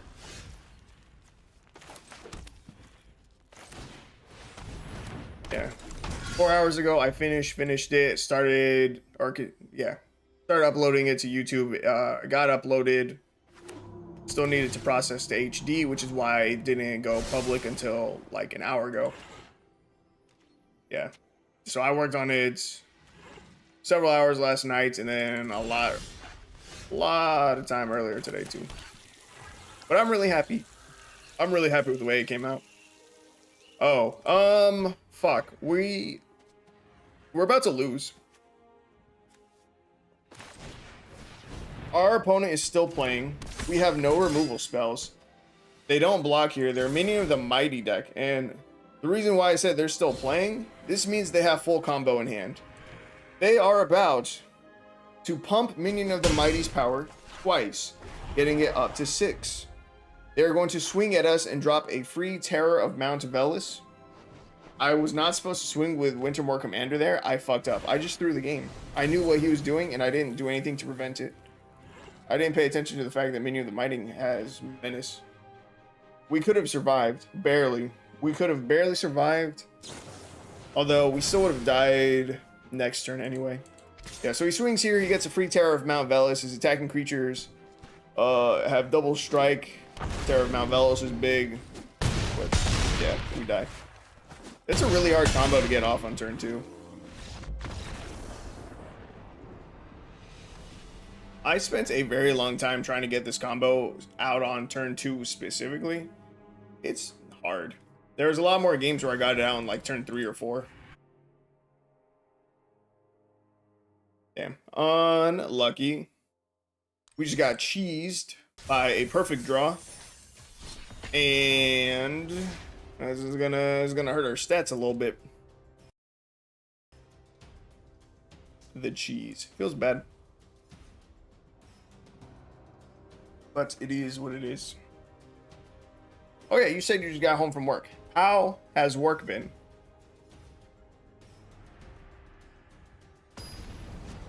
We haven't caught up in a while.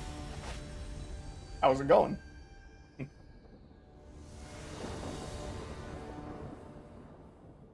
See, Benelish, Night Counselor, Valiant Knight.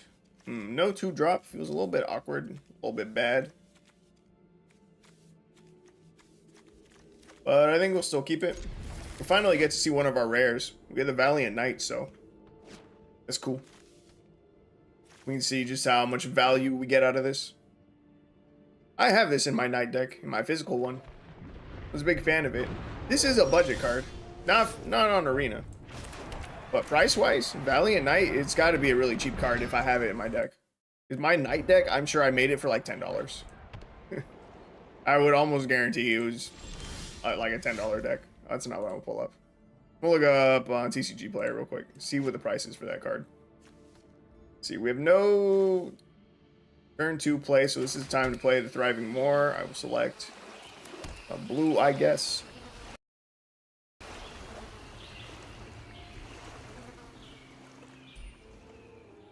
Swing 2.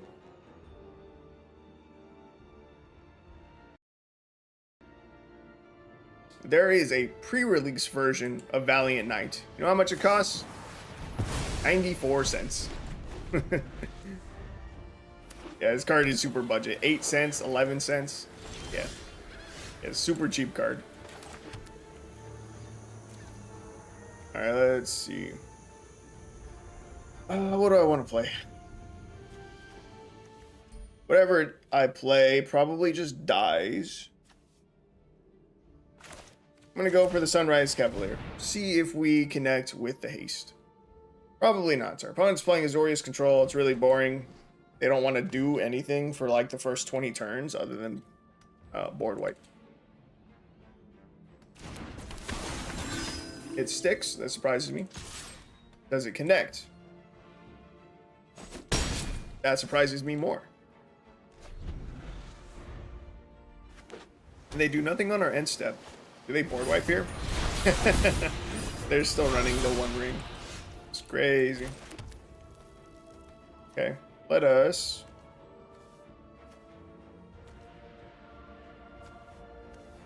set up a Bell of the Brawl. The reason why I laughed at their One Ring, because it got nerfed. Still crazy ETB, right? Protection from everything.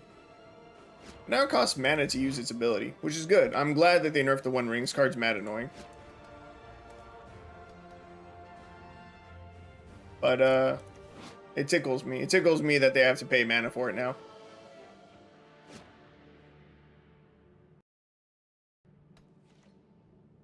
Alright, dude. It's your go. He pays the one he draws. You see, that's big. That's big. I think that means that he does not have a board wipe. He misses his land drop. He went for the draw. Missed the land. It's huge. Ah, he flashes in a Snapcaster Mage. Very annoying, very annoying.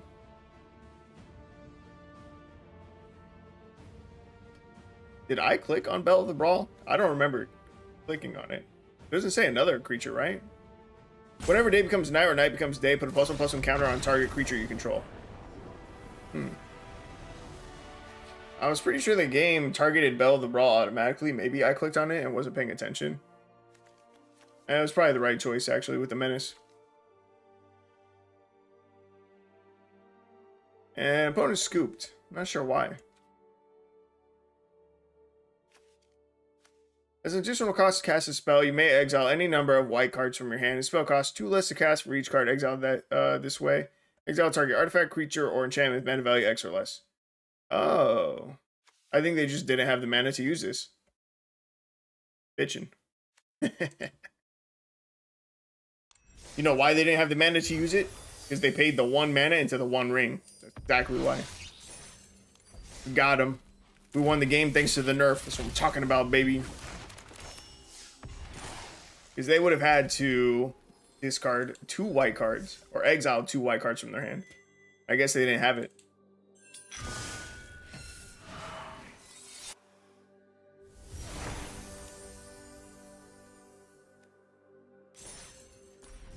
I will take that. It was not a game that I thought we were going to win. So I will take that. All right, we're now 3-2 with the deck. If we win this game, one, I'm going to bling out this deck. All right, I'm going to add an actual avatar, pick a companion, you know, normal stuff, add some sleeves. Then we're going to play maybe 4 more games. At which point, we're going to try building the Scry deck. The Ancient Ziggurat, Thriving Moor, Wintermoor Commander. We have no, we do technically have a turn 1 play. Do I care about the turn 1 play that much? I don't think so. Thriving Moor, I'm going to play on turn 1. We need to select white. So that way, if we top deck no other lands, we can still cast Benalish Marshal. Actually, oh. Now we don't need to worry about that. We don't even need the Thriving Moor anymore. We are going up against another Azorius control deck, and we are on the draw, so that fucking sucks. Sucks major wiener. Chalice of the Void, Jesus. Yeah, we're not gonna win this game. This is like last game, but even worse. I think we were on the draw last game too. We did. Or we were. We were on the draw and we did win on the draw. So, let's see. Don't really want to play into a board wipe. I'm just going to swing with what we have. And end the turn. It sucks to not develop our Benelish Marshal. Nor our Belle of the Brawl.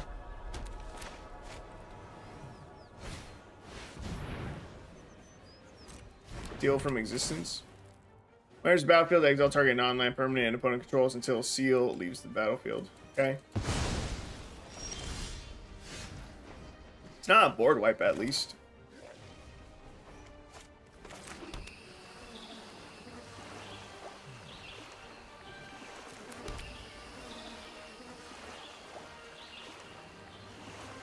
This still sucks. We're in a really shitty position still. Bonus down to 12. We have a 2-1 and a 3-2. Does he board wipe? 5 damage. To save himself for 5 damage. He does. Supreme Verdict. It's crazy. Whoever could have guessed that he would board wipe us. No, it was me. I guessed that. Do I play the Inspiring Veteran? I think yes. And I just hope he doesn't have a second board wipe. If he does, I just cry deeply. He says go. It's very suspicious.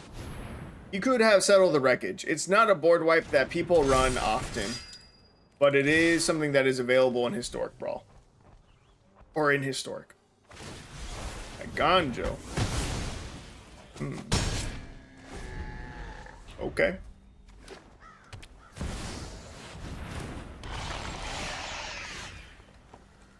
Elish Norn.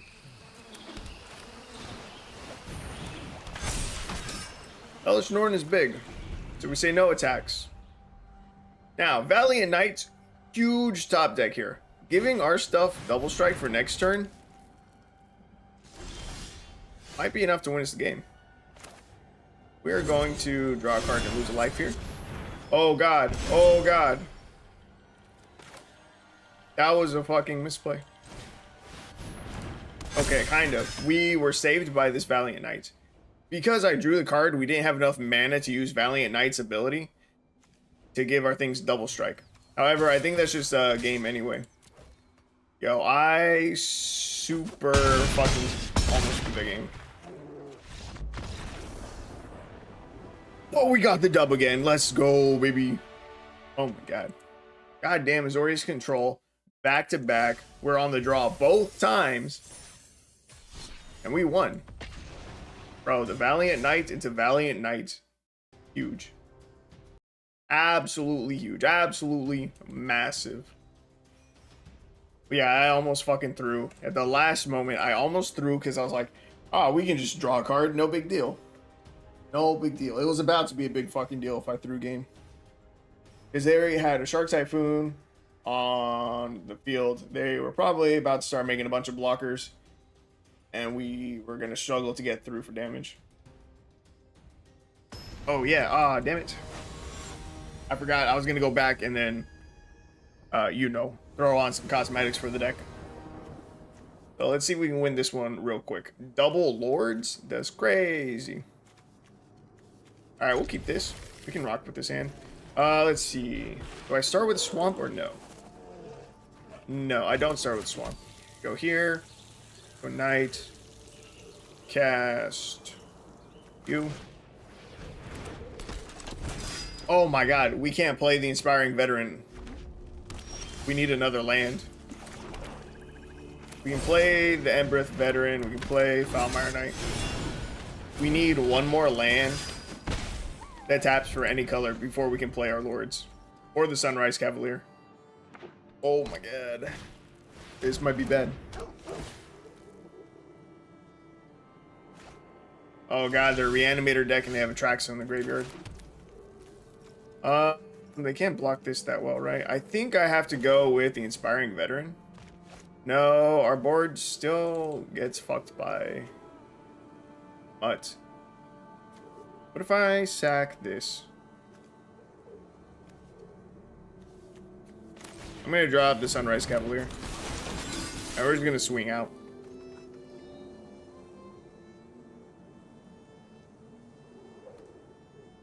I don't know what the mutt blocks. That Dutch guy makes sense. Opponent is down to 11. We have 7 damage on board, 10 damage on board with an Inspiring Veteran. Opponent scoops. I was gonna say if we top deck. Nope. Even if we top decked a 4th land, we wouldn't be able to drop both. Yeah. Who cares? We won. They had Antraxa in the graveyard. That's horrifying. But we got there. Okay. Okay. We're gonna come up here. This will be Mardu Knights because I remembered the name of this 3-color combination. So, Mardu Knights. The mana base is still a little bit weird with the swamps and thriving moors. But we really need it to be able to cast Profane Insight. And more importantly, Curry Favor. So, we're going to leave it as is. Even though it's a little bit suboptimal, I think. Mardu Knights. Avatar. I don't think I have any Knight avatars. You a knight? I don't think so. Aragorn? Maybe, maybe. Probably, in fact. Ganitha is another option.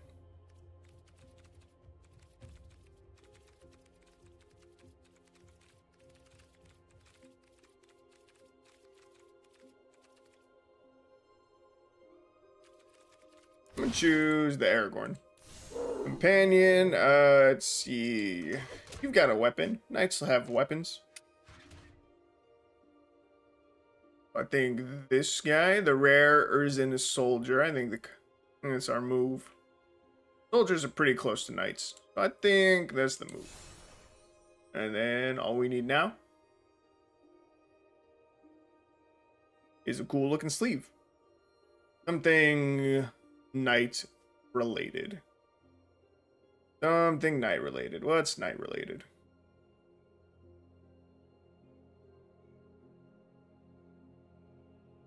Who did we pick? We grabbed Aragorn. I feel like we would have Aragorn sleeves. We do indeed. Yeah, I think that's the move.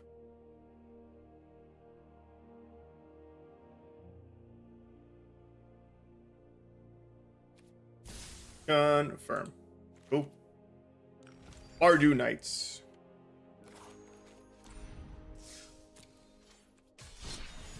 Alright, we're gonna play a few more games.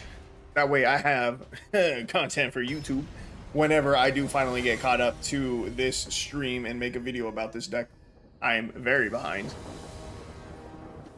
Yeah, so, let's see. Tournament Grounds, Swamp.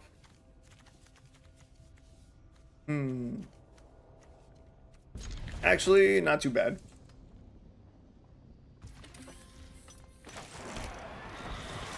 Cool. Turn 1, Embereth, Veteran. Excuse me. Turn 2, we go with Wintermoor Commander. And we swing. Mostly because we cannot cast the Inspiring Veteran. Again.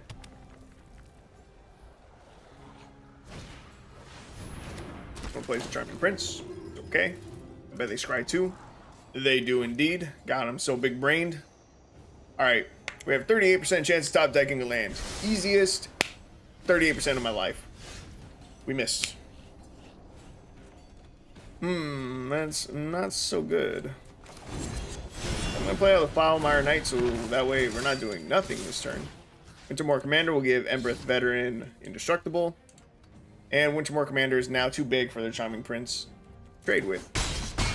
Bro, Wintermoor Commander is a nuts card. I have this in my deck. I'm gonna grab my deck. I've been talking about it a lot. I'm gonna grab it. That card is cool.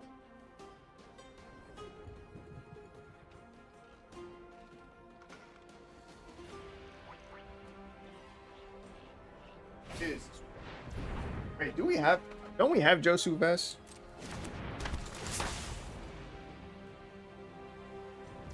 Let's see. This is my Black-White Knights. Let's see. I have the Zombie Knight token. This Zombie Knight token right here. I'm gonna try and get this to focus. This is Zombie Knight. Still can't see it great, but this is Zombie Knight. This is a token that you get for the card. Josu Ves. Is Liliana's like brother or something. Let me try and find him.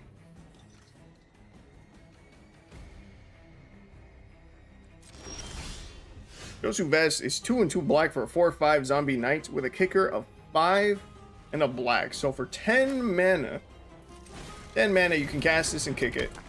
And when it enters the battlefield, if it was kicked, you create 8 2/2 black zombie knight creature tokens with menace.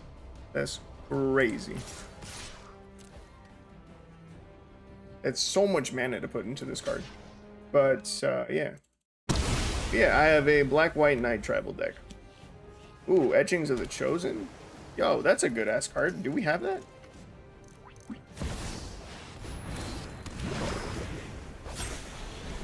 We have Etchings of the Chosen on Arena. Yo, that'd be a dope ass card to run in a lot of decks. Yo, we do? Look at it. Etchings of the Chosen. 1 a white and a black for an enchantment. When enters the battlefield, choose a creature type. Creatures you control of the chosen type get +1/+1. You can pay 1, sack a creature of the chosen type. Target creature you control gains indestructible until end of turn. Yo, that's fire as hell. Oh my god, we cannot hit lands. I've been stuck on 2 lands for forever. We're just gonna concede. We got Super Mana Screwed. They have a Thassa out now. They're just gonna keep bouncing our hand, and we cannot develop a board any faster than they can bounce it back to our hand. So that fucking sucks. That was a whack ass game. Yo, maybe I need to do black-white knights. I'm running Venerable Knight, Smitten Swordmaster, Etchings of the Chosen, Foulmire Knight, Ardent Veil Tactician. I think I can make this entire deck. I'm running Garrison Griffin. 2 and a white for 2/2 Griffin flying. Whenever attacks target knight you control, gains flying until end of turn. Ariel, Knight of Windgrace. How many rares do I have in this deck? Josu Ves is 1. 1 Valiant Knight. I probably have a full playset of Valiant Knights. Another Valiant Knight. Ariel. I have Shining Armor. See, this hand looks great.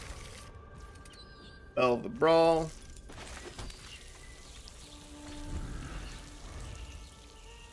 Griffin. I have Unbreakable Formation in the deck. The Acclaimed Contender. That was a great card. I have a Mortify in here as removal. Inspired Charge. For 4 mana.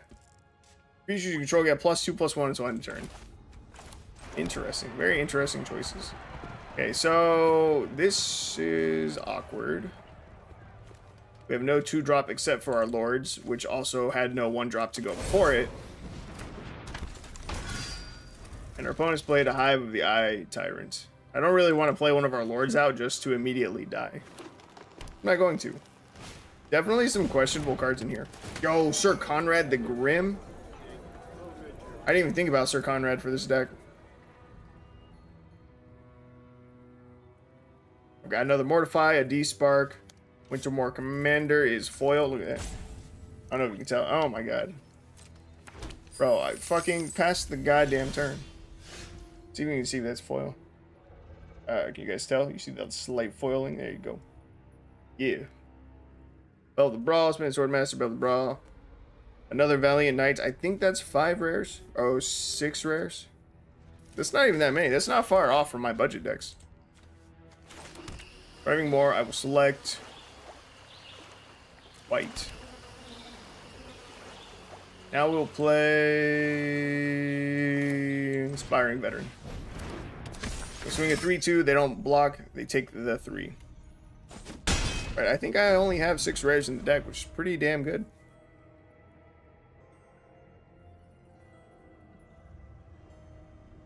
I'm kind of really tempted to build this deck.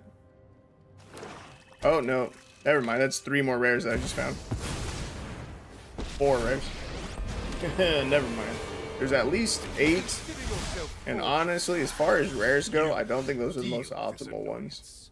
I was going to run Black-White Knights specifically with 8 rares. Would I make it these? Definitely would not be running Unbreakable Formation, I don't think. Okay, what are we doing here? It's a 4/4 Trample Haste, or I can make this a 3/3 and this a 4/3. 4/4 trample haste. Then I can't swing with these. So I think we drop a Benelish Marshal. Now our board is big enough that I can swing. Honestly, I think I just go face. Yeah, I'm gonna go face. So 2 acclaimed contenders.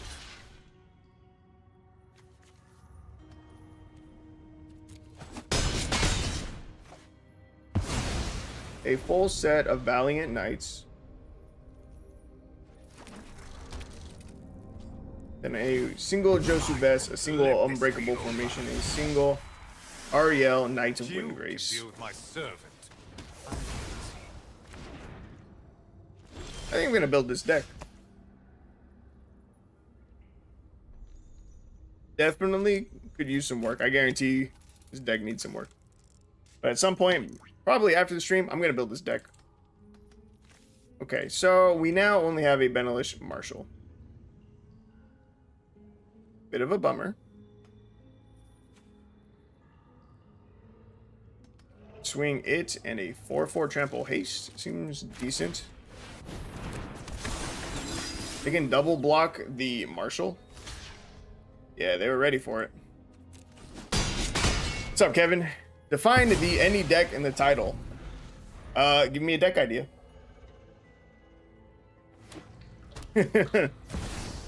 Shoot. What you got? I didn't have any plans for today. I didn't have any deck in mind. I have a list of a couple ideas that I still need to make. But, yeah, I didn't have anything in particular planned. Somehow we ended up on Knights. I don't remember why. Have you tried Mono White Blink Devotion? It is so hilarious that you actually chose Mono White Blink Devotion. Wait a minute. Wait a minute. Rooker, is that you? Rooker.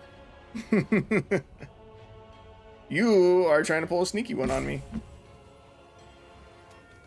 Goddamn Kevin. Okay, let's see. Rooker. Yes, Rooker.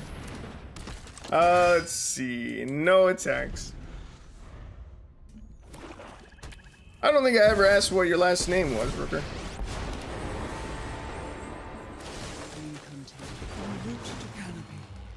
I don't think I did. Good minions are loyal. Do I have it on Discord? Deadly.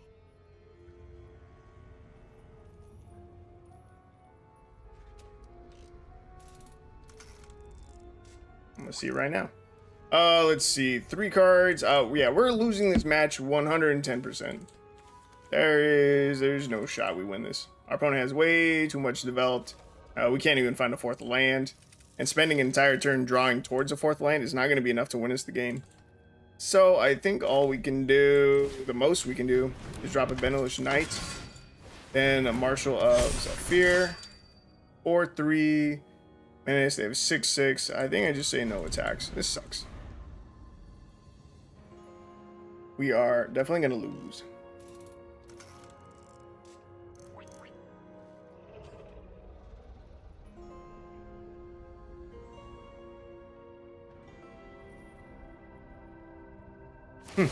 This Kevin guy knows where it's at.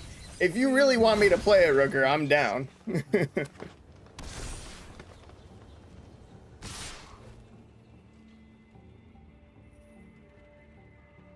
Wanacott, though? The hell kind of name was that? No blocks here. Are we dead? Let's see. I haven't bothered doing the math. We're at 7. He's gonna board wipe? Why would he leave himself so open? He is gonna board wipe.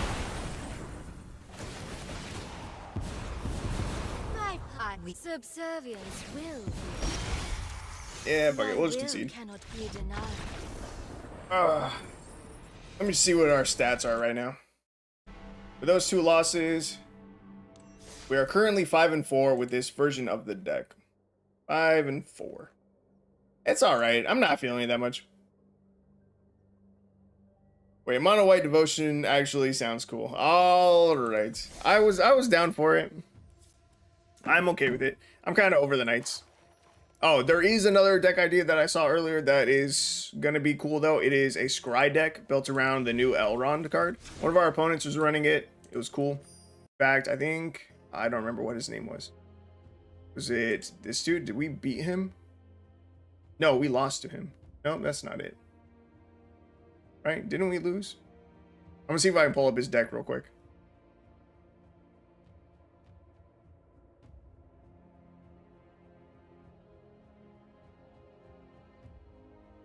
What colors was Elrond? Alright, never mind. I can't find it. I'm gonna just look up Elrond. But yeah, scrying deck around Elrond, Master of Healing. I want to build this probably tonight too. 4 mana 4/4. Whenever you scry, put a +1/+1 counter on each of up to X card creatures, or X the number of cards you looked at while scrying this way. Whenever creature you control with a +1/+1 counter on it becomes target of a spell or ability and opponent controls, you may draw a card. And there's a new card that whenever you scry, they become unblockable. And they're pretty cool. They're in blue. The Nimrodel Watcher. 2 mana 2/1. Wherever you scry, gets +1/+0 until end of turn and can't be blocked this turn. Ability triggers only once each turn. Yeah, this would be cool. Oh, Obosh. Bro, it doesn't work in YouTube, only Twitch.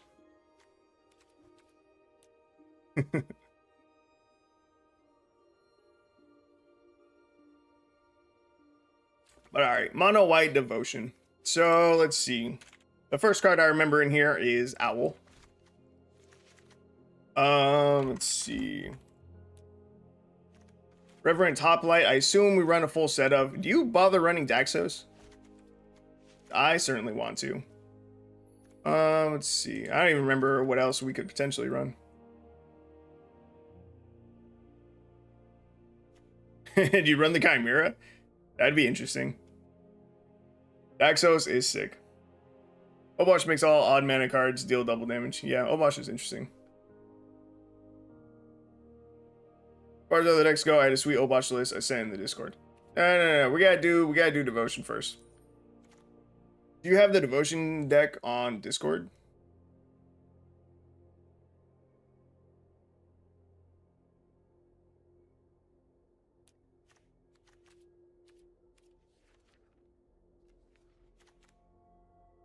Let me see. Deck lists.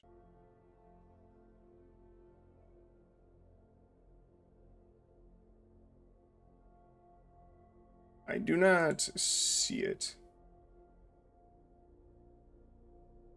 Chimera is okay, but that's not good in this more mid-rating list. Touch the Spirit Realm, Cloud Shift, and Fiend Hunter. There's a really cool trick with Fiend Hunter and Cloud Shift. Oh my god.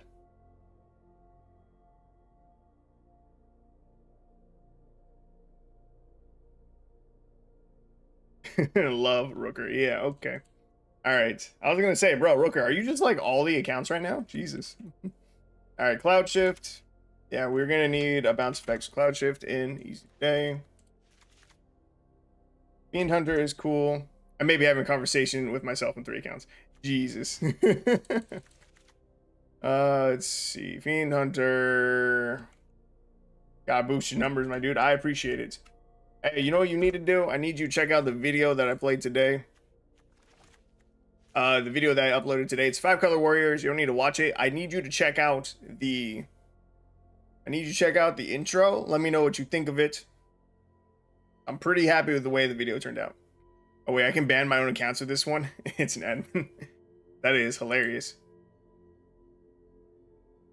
I appreciate you boosting the numbers. All right, what else do we need in this deck? Would you say Fiend Hunter, Cloud Shift?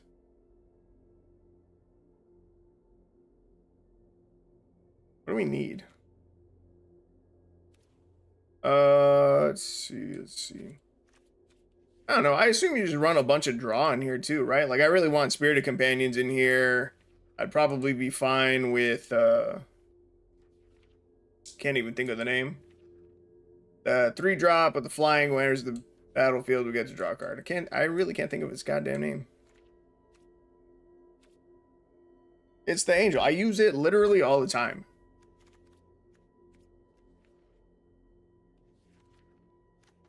Yeah, Spirit Companion. You see, I would just throw Spirit Companion in here. Inspiring Overseer, I would throw that in here.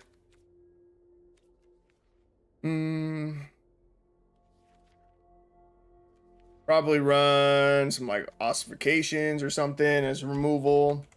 It sticks around. Ossification would be cool. Bean Hunter is really good here. Spirit Realm, Arcanist Owl, Reverend Hoplite. Do we have any rares in this deck? You don't run rares, so probably not. In which case, Owl, when there's a battlefield, look at top 4 cards of your library, may reveal an artifact or enchantment card from one. Is this an enchantment? This is a creature. I guess this is just in here. It's just in here for the devotion. Yo, the intro is sick. You mean it? Do you mean it? You better mean it. Because I think after all this time, after a goddamn year of making videos, that is the intro template, or even just, yeah, intro template that I want to go with. I love seeing you build a deck as a time lapse. Let's go, baby. Yeah, my other friend liked it too. I was worried that it might seem a little too boring, because I don't want to have to edit anything, and that even includes just putting up cards in there. That is a deck tech strategy that I've never seen before.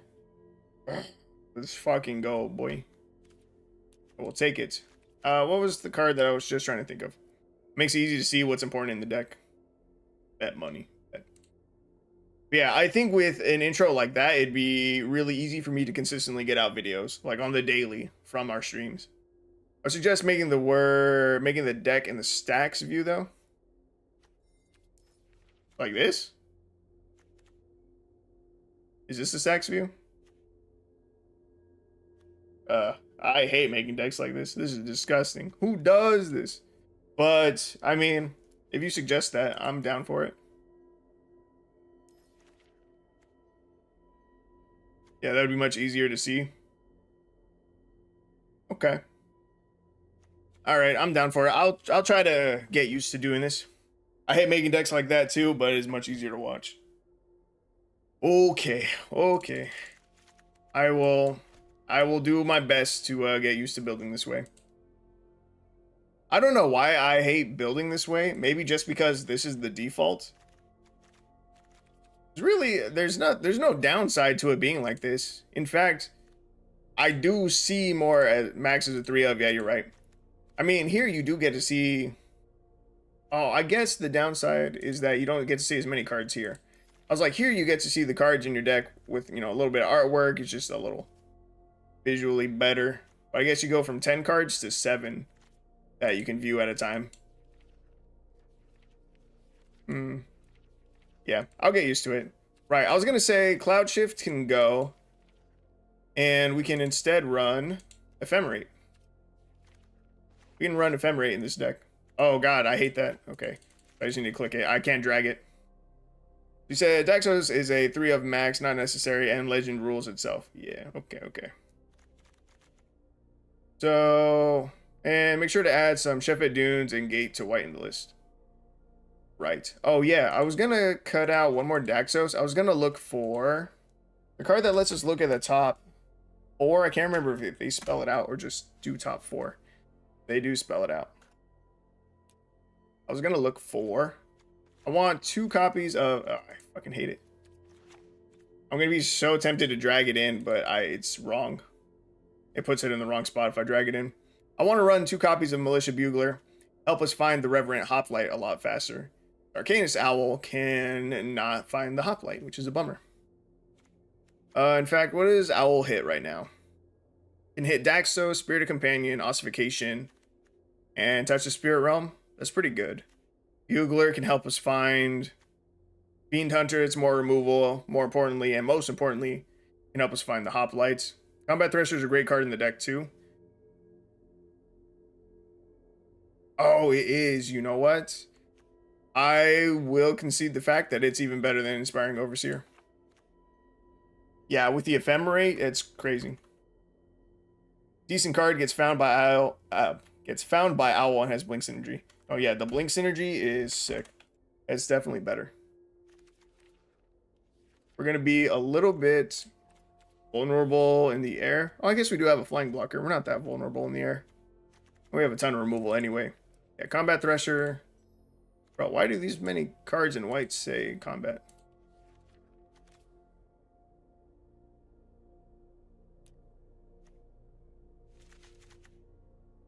Okay. Yeah, this is looking good. Alright, you said pivot dunes. Yes. Let's see, I'm down for 2 dunes. At the beginning of combat. What says at the beginning of combat?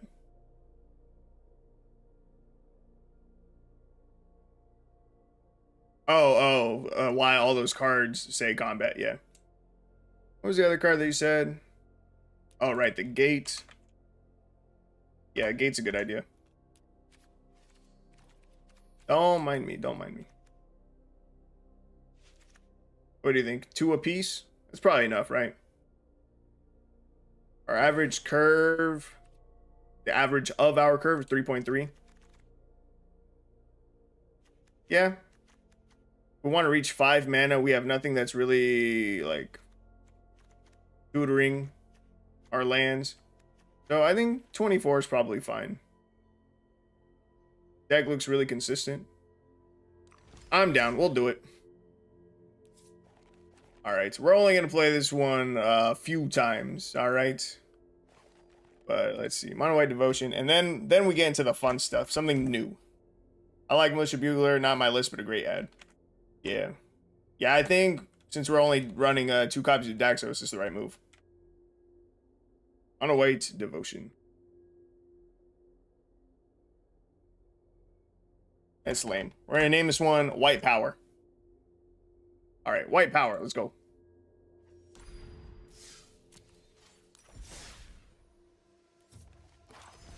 Wait, I need to swap out the avatar and stuff. Let's see. Prepare to defend yourself. Gideon? Perhaps. He's in white face. She's in white face. She's in white face. There are extra white. Now, let's test I'm gonna go with Will. Will looks very Aryan. We're gonna go with him. The mono white dragon, hell yeah. Sleeves. What's our whitest sleeves? We have the land one. It's a little more yellow than white. Black and white. There's the Ajani. We could run that. I think we're alright with these sleeves.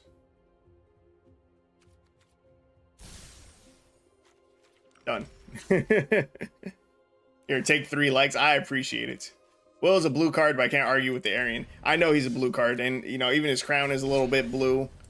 But that motherfucker Aryan as hell. Yeah, white power. Let's go. Do it. Yeah, we'll play this for a little bit. But then, the scrying deck. I still want to find out an untap so I can show you what they are running. I don't know why I cannot find it. What was I playing? Maybe I was playing a different deck when I went up against them. Was I playing 5-color warriors? I warmed up with 5-color warriors, but I'm pretty sure we won the games that I played. Yeah, today I played 1 match and we won.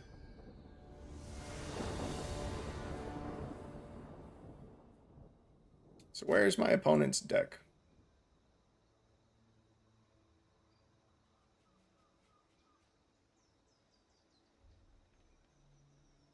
Alright, opening hand. Ephemerates, double Sheffet Dunes, Daxos, Stitch Spirum.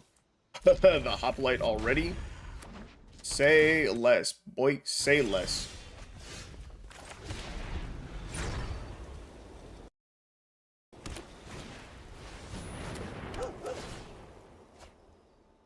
Has to be this guy's deck, right? Oh, it's a deck with a Traxa. See, Spirit Companion, play out a Daxos. Okay, we take the 1. No big deal. Oh, 0. Was it you? I'm so certain I lost to the deck. Oh, it's not this guy. What the hell, man? Where's this guy's deck?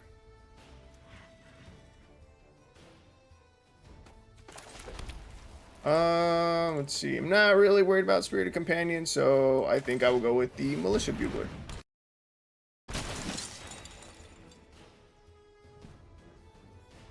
Oh, wait, here he is. Lord Enzo. Militia Bugler into Militia Bugler. It's okay. Alright, I'm going to show you his deck real quick. Okay, so he was running Elrond, Master of Healing. He also had the other Elrond. When this or another creature enters the battlefield under your control, you scry 1. This is the second time this ability is resolved. The ring tempts you. They had the Nimrodel Watcher, which I said is really, really cool. By the Shire is kind of a weird one. They're running Silver Ravens. I want to run the Silver Raven. This card never gets used, but it's not that it's a bad card. It's just that there are better cards. But I am a big fan of it with the Scry synergy stuff. Fading Hope, some ops. Yeah. I'm excited for it. Let's see. We definitely get down the Arcanist Owl. Can grab another Daxos if we want. Don't mind if I do. Swing Militia Bugler. I like the title Blink Devotion. Maybe a little less controversial. It's alright. I don't think I'm going to make a video of this one. At least not yet. What a white power deck. I'm down for it. Okay, so do I go for the Reverent Hoplite right now? Or do I try to greed it for one more turn? Hope we hit the 41% chance of hitting a land so that we can ephemerate. Guaranteed. Do we risk the removal? What does he use? Disenchant? Use that to destroy Daxos? I don't think he has that much. Reverent Hoplite, it's good. I say we slam Hoplite because I don't think he has the removal. And he doesn't have Soul Warden out yet. Which is good. Oh wait, he has a Cleric class leveled up. I have not been paying attention to this match at all. His Spirit Companion is going to get really big. However, we can chump block all day long. Unless Spirit Companion suddenly gets trampled, I'm not worried.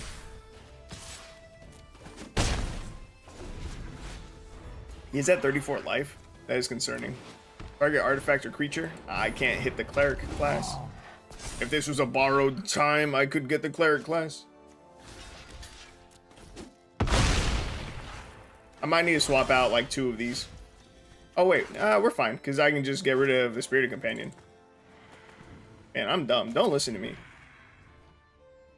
So I can ossification. Yeah, ossification. Grab the Spirited Companion. Touch the Spirit Realm. Get rid of the Giants. If he has no creatures, it doesn't matter if he's gaining life because there's nowhere for the counters to go. Easy day. Daxos into double Blink Hoplite seems sick. Don't worry, Budget Brew. I don't listen to you anyways. Good. Bro just approach of the second sun to me. Oh my.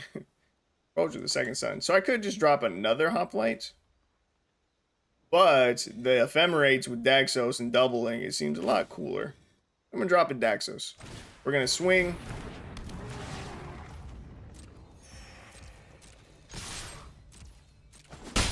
Man, this kind of sucks. We have to get all of our creatures to connect twice. We have to get all of our creatures to connect twice for them to really deal any damage because they're gaining our opponent life through the authority of the consoles as they enter the battlefield. That sucks. You know, they just looked up gain life and put any card in that they saw. Crystalline Giant, gain lifelink. Yeah, you're right. I already... Oh gosh, that definitely happened. Yeah. I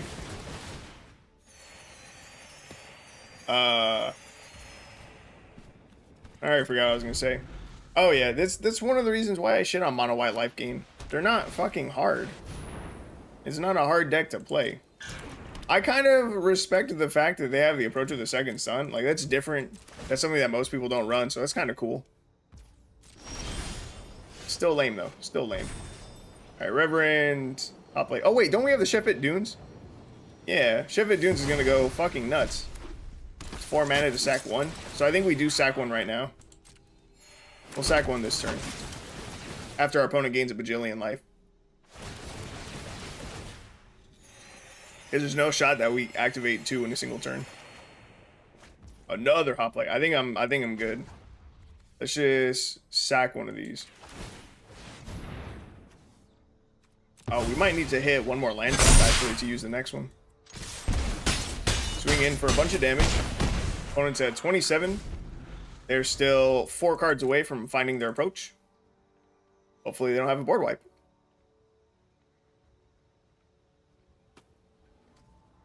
I think we have lethal. Bro, there's no fucking way. There's no fucking way they find the farewell 1 turn. The 1 turn that they need it. That's gay. There's no shot. No shots.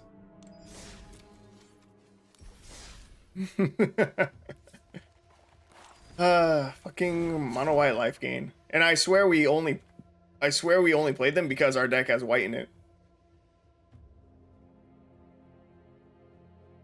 Okay, touch the spirit realm. I am gonna cut 2 of these. 2 borrowed times still. If we could have gotten rid of either enchantment in their deck, we would have been in a much better spot that game. Namely, the fucking authority of the consoles.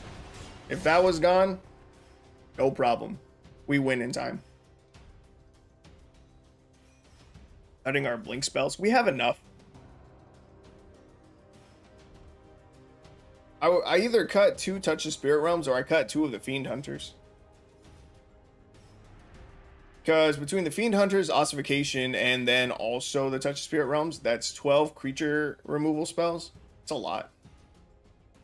We don't need that many.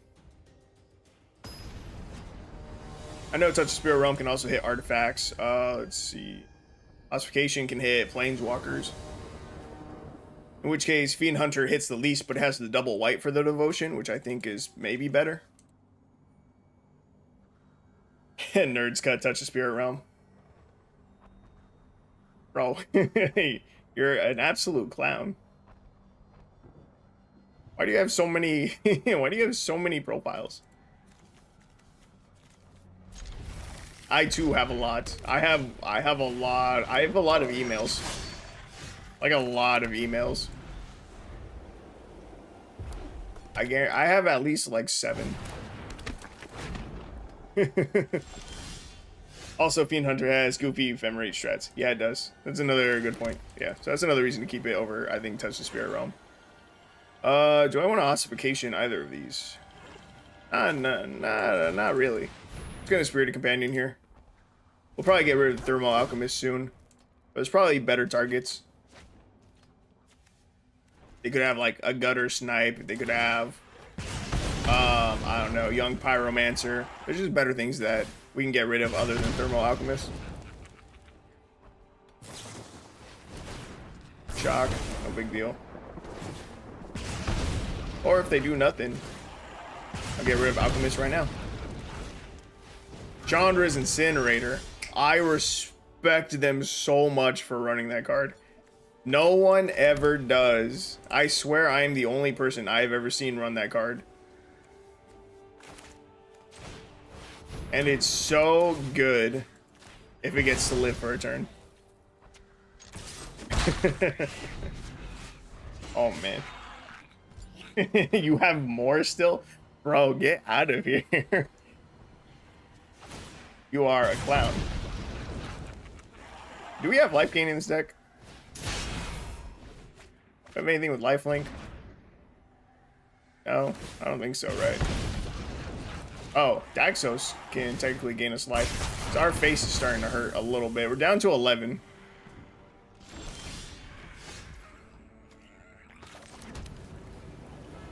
So I think we Fiend Hunter here. Bro, relax. Bro. Shut the fuck up. Why is this dude spamming your go? I get it, you're playing mono red. I don't give a fuck.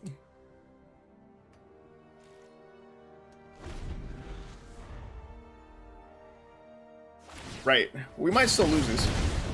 Because he could skewer the critics, the Fiend Hunter. If he chooses to, that's 3 burn that he's not using on our face, though, which would be really nice. At the stage. Mechanized Warfare, 3rd land, so we can play the Warfare. Okay. We're about to Ossification his Spear Skewer, so I'm not that worried. I'm a little worried. We are down to 6. They only need 2 burn spells and then we die.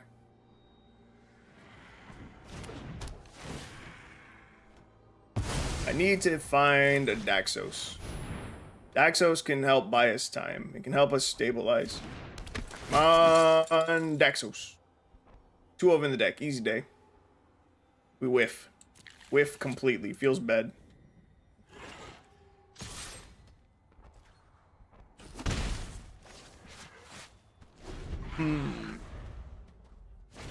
Not looking real good here. Dude, you're such a clown. Alright, we're gonna Spirit of Companion, we're gonna draw a card. Another gate. Not what I was hoping for. Militia Bugler. Daxos, let's go. Whenever another creature enters the battlefield, or dies, you gain 1 life.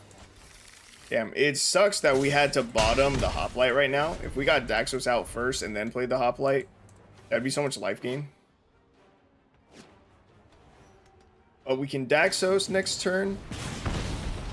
Play an Arcanist Owl that only gains us 1 more life. We're really close to dying too. Do they have it? Ah, come on. Not when we found the Daxos, dude. It's bullshit. I needed 1 more goddamn turn.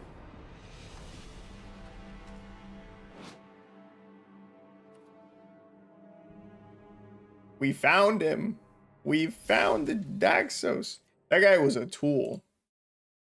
That guy was an absolute tool, by the way. Started spamming me after like 2 seconds, dude. Alright, we're 0-2 with the deck so far. It's not looking good. Whoever suggested this, honestly, I forgot which one of you it was. Could have been anyone. It's not working, man. I don't know what to say.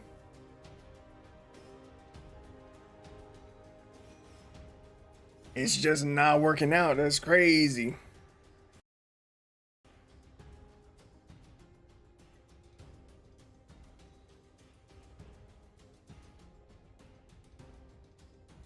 Lost to mono red when we were on the draw. Of course, we were on the draw. We're also on the draw against the mono white life gain deck. Trash. I could have told you it would suck from the start if I had been here. You're a clown. Absolute clown.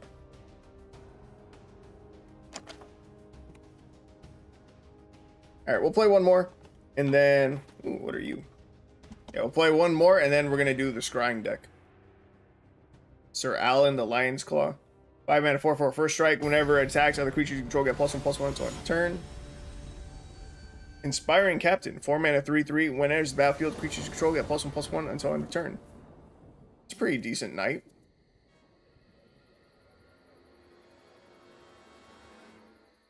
Helium Patrol. 4 mana, 2/3. Flying, Vigilance, and Mentor. That one is not as good. Alright, Daxos, Spirit of Companion, Reverent Hoplite, Combat Thresher. We gotta be good this time.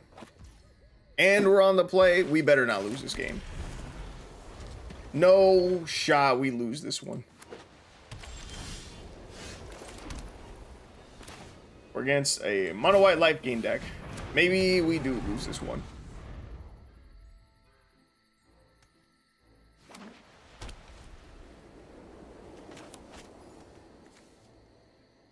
If the game keeps putting us up against life gain decks, we can't win. We cannot.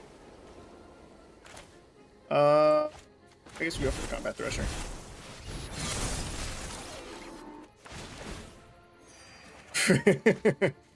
You're a clown. Ah, man. It's too bad that you gotta go. You're gonna have to find out how good the Scry deck is whenever I make that YouTube video. Like 3 weeks once I'm finally caught up on all my streams. But alright, man. You have fun. You enjoy the rest of your nights. Hopefully you're going to bed.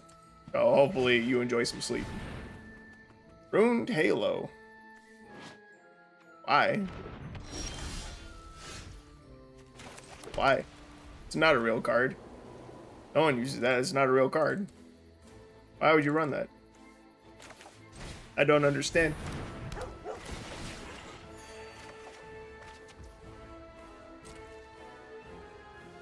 I can ossification nothing if I want, just to get one more devotion. But I won't. That's a little bit unnecessary.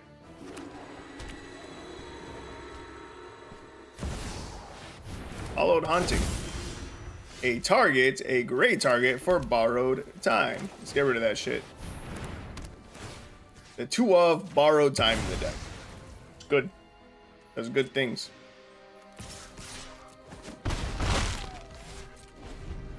Ruined Halo. I think I thought about putting this in a deck once, in a commander deck. Sigil of the Empty Throne. It's a little bit concerning.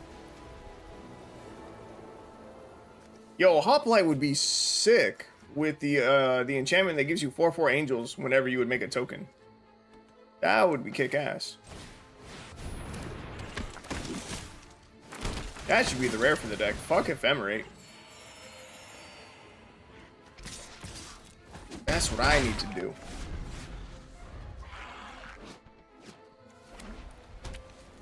I might do that. I might do that actually. I gotta write that down. I just don't remember the name of the enchantment. Okay, cool. The whenever token angel.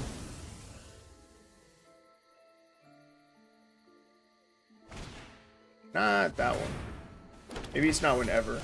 Maybe it was if. Probably if. For grace. Nope, that's not it. Divine Visitation. If one or more creature tokens would be created under your control, that means 4/4 white angel creature tokens with flying and vigilance are created instead. Much better. No, not Sigil of the Empty Throne. That's the one that they have. Found. No, it's Divine Visitation. It is. I just had it. It's it went away. There it is. This one. That one with the hoplite would be nuts. Opponent scoops. Let's see. Did we have him on board? We could have ossificationed one of their angels away. That's 7, 8, 9, 10 damage, but Combat Thresher can't deal damage to them. They would have one more blocker.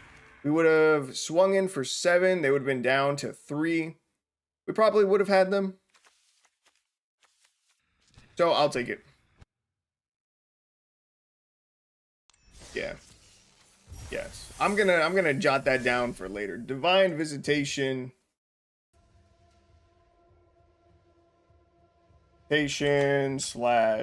/hoplite. Yeah. Okay, let's see. White power, we can get rid of it. Oh, now it's time to build the Scry deck. This one I am very, very excited for. Oh, gross. Okay, Elrond, Master of Healing. We'll go up to 3 copies of it just because it's a legendary, so I don't think I want to use all 4. This Elrond, I'll also run 3 copies of. Same reason. Now we're going to look up cards that say whenever Scry. In blue and green. Let's see. Whenever you cast a historic spell, Scry 1. Artifacts, legendaries, and sagas.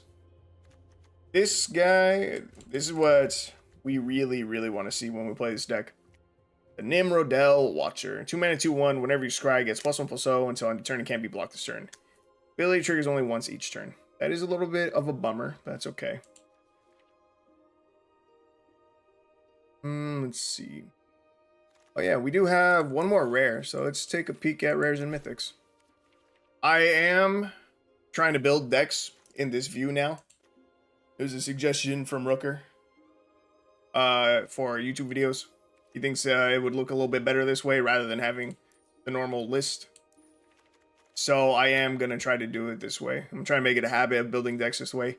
Even though it feels wrong and I think it looks a little bit ugly. It just, I don't know. Maybe it doesn't look ugly, but it just feels wrong for sure. We're going to do it. Let's see. Galadriel, 3-mana 3/3. Whenever the ring tempts you, if you chose a creature other than Galadriel, scry 3. Whenever you scry, you may reveal the top card of your library. If a land card is revealed this way, put it onto the battlefield tapped. That seems pretty good as our 4th rare. Seems pretty damn good.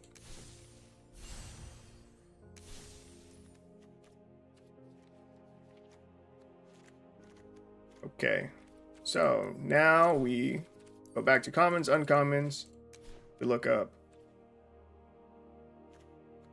Let's see, we have seven legendary creatures.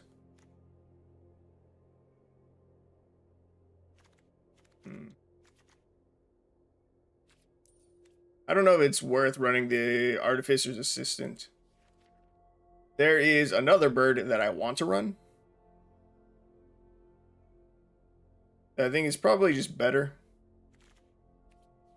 Definitely more consistent. It would consistently draw us, or consistently make us scry 1. Oh yeah, Fading Hope needs to be in the deck. Opt needs to be in the deck, but it's the Silver Raven. That is the card. I fucking hate the crafting. Silver Raven. That I definitely want in the deck.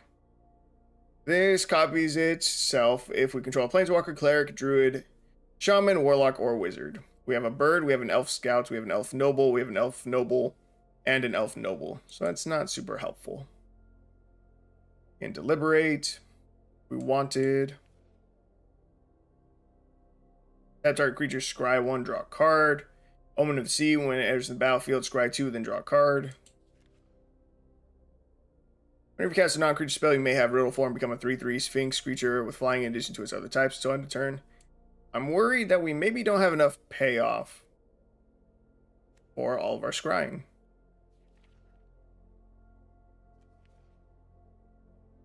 Let me see. I'm gonna take a quick peek, see what else my opponent was running. What else they had in their deck.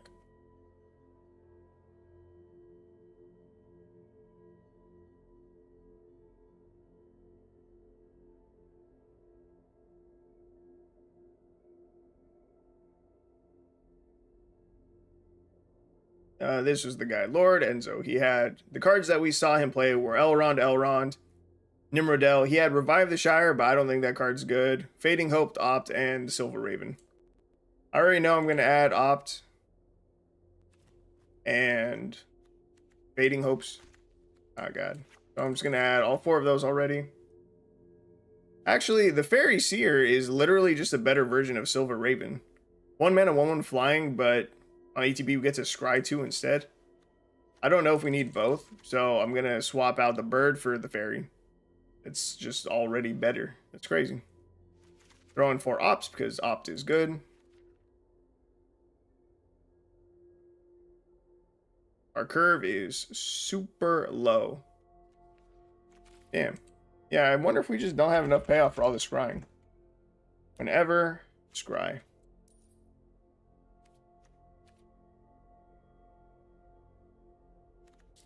See, Council's Deliberation. Draw a card. Whenever you scry, if you control an island, you may exile Council's Deliberation from your graveyard. Do draw a card. Okay, that seems like a good one to add to the deck, too. Moon Circuit Hacker, 2 mana, 2/1. And when it deals combat damage to a player, scry 2, then draw a card. Discard a card unless Moon Circuit Hacker entered the battlefield this turn. I don't know.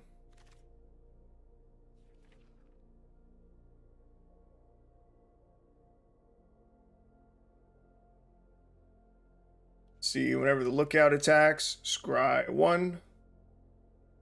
2-drop. Whenever a creature enters the battlefield under control, scry 1. Whenever you cast a spell that targets a creature you control, draw a card. Whenever you scry, put a +1/+1 counter on Chance Met Elves. This ability triggers only once each turn. Alright, that's what I'm looking for. Something like that. God damn you. Let's see. Glorfindel, Dauntless Rescuer, 3 mana, 2/1. Whenever you scry, choose 1. Cast +1/+1. Oh, choose one and this gets +1/+1 until end of turn. Must be blocked this turn if able. Can't be blocked by more than one creature each combat this turn. Alright.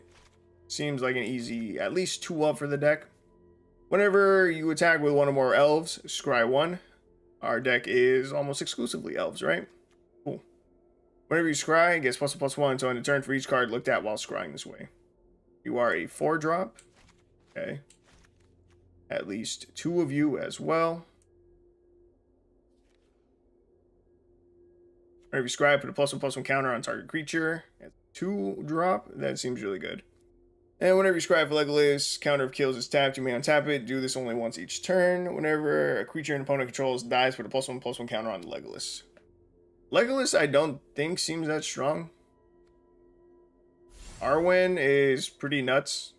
I might even go to a 4 of. It's really tempting, just because we don't have a lot of 2-drops. But there is definitely plenty of payoff for the scrying. I just had to go take a peek at the green cards. We're really heavy in the 3-drop slot.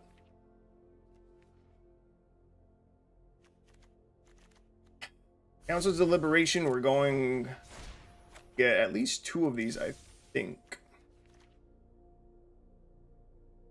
Well, maybe not. Maybe it's better to try and get a card that lets us scry like multiple cards, like Deliberate, scry 2, and then draw a card. Something that says scry and then like a lot of cards, like at least 2, preferably 3 if that's an option. Scour all possibilities, scry 2, then draw a card, flashback for 5. I don't hate it. In fact, I may be a fan of it.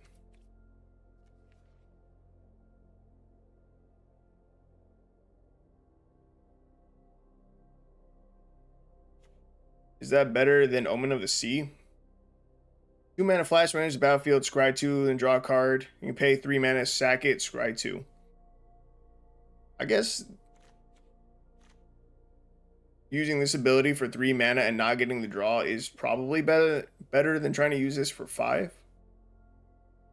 Because our deck cares more about the scrying 2 than it does about the drawing, right? I'm going to try 2 Omen of the Seas.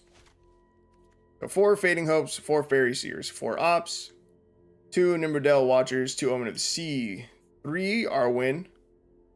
Let's see, 3 Elrons, 4 Chance-Met Elves, 2 Glorfindels, a single Galadriel, 2 Celeborn the Wise,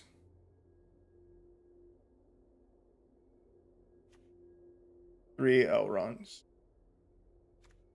Do I add 1 Legolas over 1 Celeborn the Wise? Whenever you attack with 1 or more elves, scry 1. Whenever you scry, it gets +1/+1 until end of turn for each card looked at while scrying this way. This says reach. Do we have anything else that can block flying? We technically have a flyer in our 1-drop slot. I think I want to cut 1 Celeborn for 1 Legolas. See, do we have reveal lands in this color? No, we don't. Bummer. No Simic reveal lands. Our deck is split 81% with blue, 42% with green. We're pretty heavy into blue.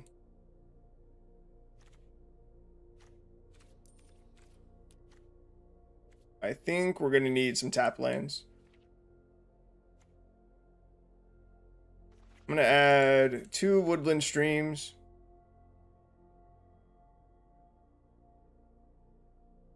Arwen is our only card in 1 and 2 drop slots that requires a green mana. So I think I'm going to go down another forest and go up another island. 13 islands, 9 forests, 2 Woodland Streams. And I'm gonna give this a shot. See, this will be Simic Scrying. Let's see what we can do. See if all these payoff cards are actually good or not.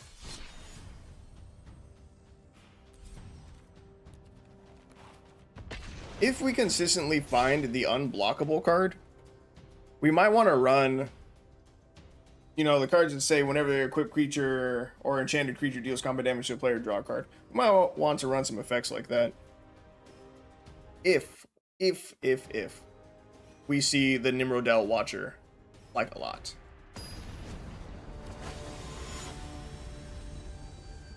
There's probably a card that lets you scry upon combat damage. Maybe we run that too. Okay, let's see. Fairy Seer, Arwen. The elves. Just a 1, 2, 3, 4 curve? Bro, that's what I'm talking about. However, I think we hold on to the 1-drop.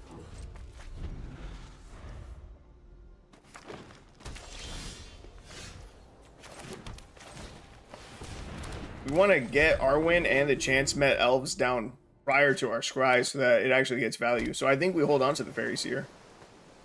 In which case, if we're holding on to Fairy Seer, if this is not a card that we want to play on turn 1, then maybe we just cut this for another card similar to Opt. Know what I mean? You know what I mean. No attacks. Because yeah, Fairy Seer is just... If it's just not something we want to play on 1, I don't know that we want to run it.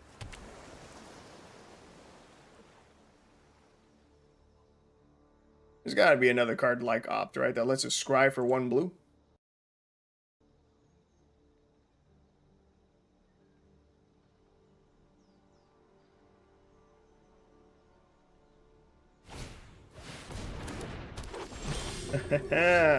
Aren't we running this? Hello, hello. Dude, I am telling you, Arena tries to put you in mirror matches. Look at this. He is also a scry deck. He might be elves, but he's got Celeborn the Wise. We have that in our deck. He literally has the same lands as us. Are they the most recent ones? Perhaps. That's not relevant. Okay, so we're going to finally get some scrying in, I think. I think I'm just going to put down the Nimrodel Watcher. We're going to Opt. Try to hit a land that is not that one. Rip.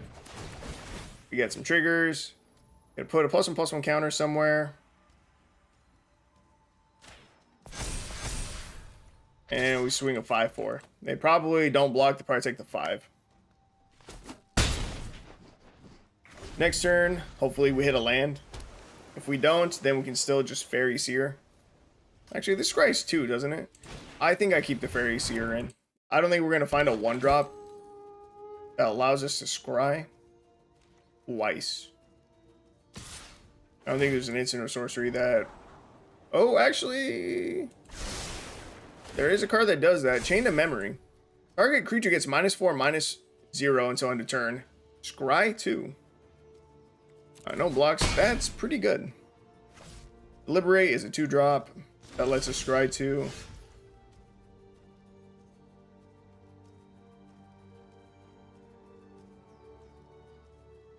Freeze in place. Target creature and opponent controls. Oh, tap target creature and opponent controls and put 3 stun counters on it. Scry 2. 3 stun counters? Yo, that's a lot of stun counters. And we are about to miss the land drop. Feels bad. We play Fairy Seer. Scry 2. And our next 2 cards are lands. Just a turn late. So we want to put as many counters on the Watcher as we can. That is unblockable. I think Arwen might need to go up to a 4 of, honestly. It's just so good. And it goes crazy with our Watcher.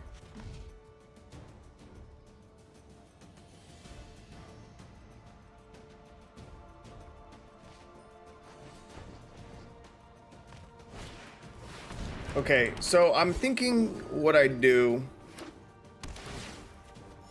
is cut out a Fading Hope. Go up 1 more Arwen. Cut out the 2 Omen of the Seas. Actually, Omen of the Seas is pretty good. This also lets us scry 2. And then draw a card. Damn. I don't know. I gotta figure this out. 5/5. I will definitely jump block with my Fairy Seer.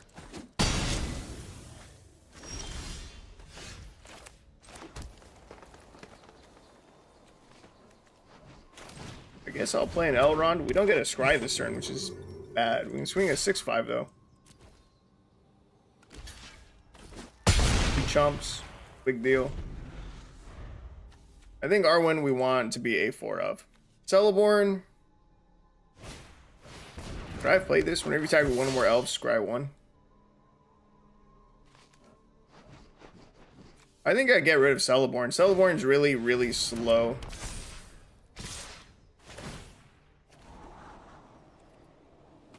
His is doing stuff. He's running River's Favor. Enchanted creature gets +1/+1.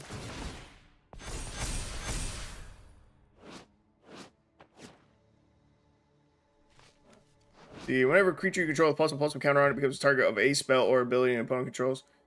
Let's see. What? Just let him scry. Oh, the attack let him scry. That's right. No blocks, so I go down to 11.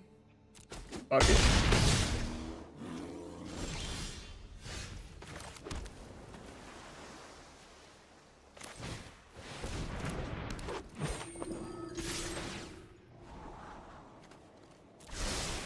Oh, Celeborn is not slow, actually. I thought he needed to swing, too. Okay, Celeborn's good. And I think we got game. That's crazy, though. Literally, game 1. It's a scry mirror. Game, boy. We got exactly lethal. That's crazy.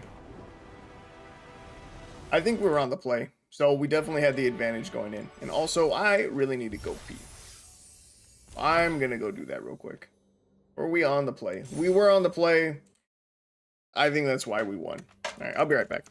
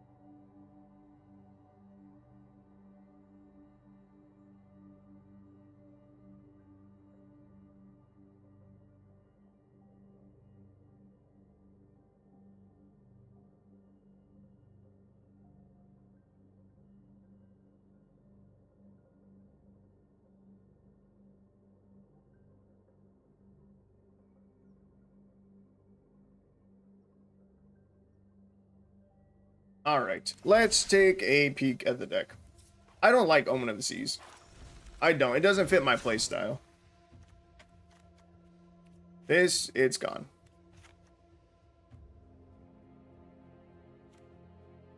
Let's see.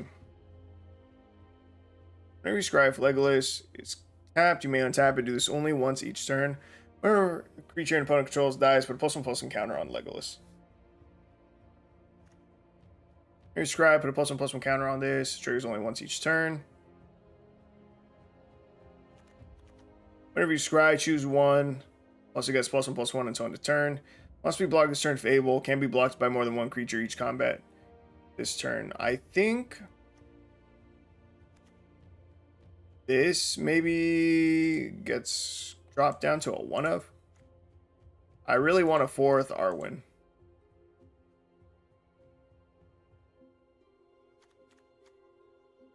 And I also think that I can cut out a land.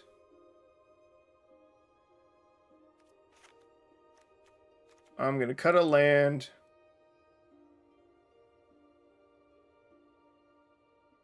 Anything that lets me scry 3. Scry 2, scry 2, scry 2. That technically can. Rune Eyes lets us scry 3. 4 mana 3/3. Our 4-drop slot is already a bit heavy, but centers the battlefield, scry 3. When it dies, draw 3 cards if 3 or more creatures died this turn. That's pretty interesting. Unexplained Vision. Draw 3 cards. At least 3 blue mana spent. Cast a spell. Scry 3. Oh, Elven Farsight. 1 mana, scry 3. Then you may reveal the top card of your library. If it's a creature card, draw a card. Bro. What? What the fuck? That's it. It just goes in the deck. Invasion of Pyrulia. Where's the battlefield? Scry 3, then reveal the top card of your library. If it's a land or double face card, draw a card. You get 4/4 trample ward 2. Other transform permanents you control have trample and ward 2. Damn, that's crazy. But scry 3, yeah, done. What's this? Takedown. Scry 3, then reveal the top card of your library. If it's a creature or a land card, draw a card. Oh, it's track down, not takedown. If it's a creature card, draw a card. This says if it's a creature or land, to draw a card. That's 1 more mana. I think it's just Elven Farsight. Dude, that card's nuts. It's super great. I don't know how I didn't see it the first time. Alright, we're going to craft the last Arwen. Again, I think Arwen is just so powerful, it needs to be a 4 of. And with all of the scrying that we're doing, we should be able to scry away the extra copies if we come across them, you know. We shouldn't have to worry about the legendary rule too much. So, let's change our avatar real quick.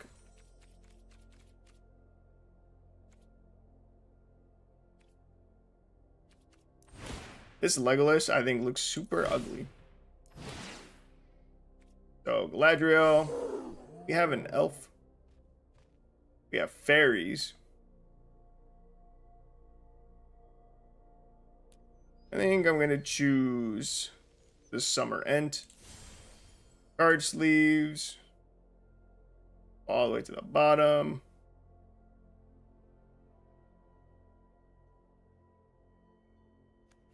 These ones, maybe? Yeah. We'll grab these sleeves. Oh, actually, yeah, fuck it. No, fuck it.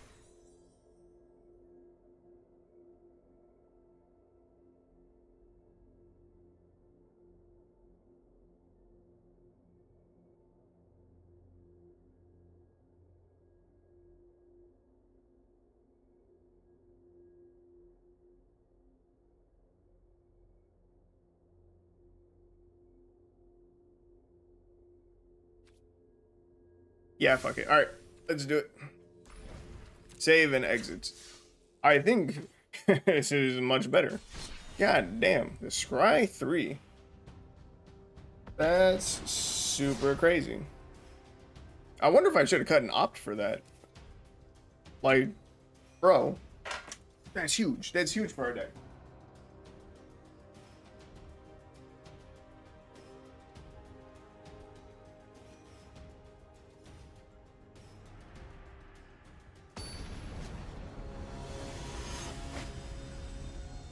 It's not guaranteed draw like opt is.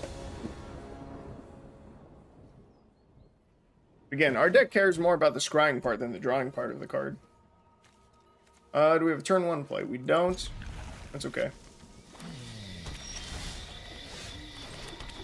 We might not have enough scry effects in the deck. There are 4 cards in our hand. 4 non-land cards. None of them scry. All of them have synergy with scrying. But none of them can allow us to scry. Oh, I guess Elrond does, right? Whenever this or another creature enters the battlefield and control scry 1. Alright, never mind. R1 dies. I expected that, so it is what it is. Couldn't really play around it. Whenever the ring tempts you, if you chose a creature other than Galadriel as your ring bearer, scry 3. Whenever you scry, you may reveal the top card of your library for the land card. We have anything that tempts us with the ring? Yes. Again, Elrond does. I think we play out the Chance Met Elves first.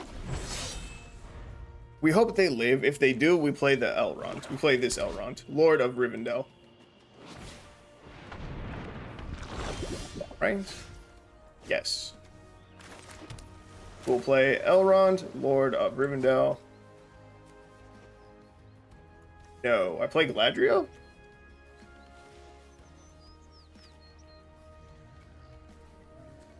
I'm gonna play Elrond. I'm not sure what the right play is. It was Galadriel. I chose the wrong play. Because we do get the second scry off here. Right?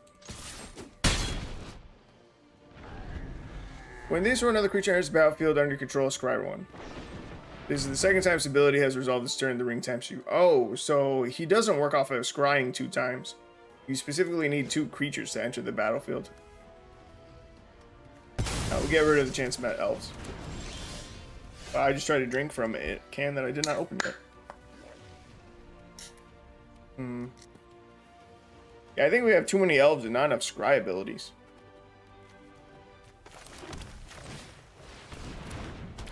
Try and go white, I guess. Ooh. Nice. Counter there. Galadriel. Perfect. Still leave that one on top. It's okay. Choose a creature being your ring bearer. I choose something other than this, right? So I choose Elrond. Right, put a +1/+1 counter on target creature. Let's start spreading the damage around a little bit. When you scry, you may reveal the top card of your library. For land cards, reveal this way, put on the battlefield tapped. Decline. Oh my god. I honestly think I want the Elven Farsight.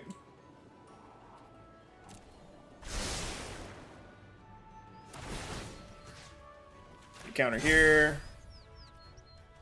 Line. Ooh.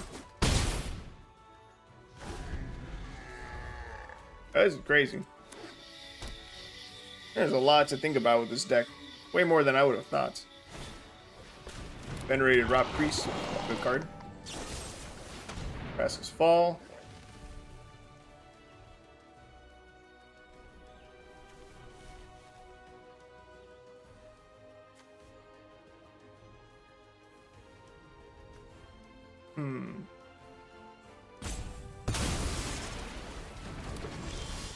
I'm not sure what the right call was there. Remember, scry put a +1/+1 counter on each of up to X target creatures where X. Alright, so we're gonna play this Elrond. Fine. I put a counter here. Sure. Now we Elven Farsight. Let's grab. I think the Fading Hope. I think it's too late for the Watcher. I think we don't need that either. I think we're just gonna leave the Fading Hope on top. Creature, draw a card, we decline. You, and you. Commit to. Jesus.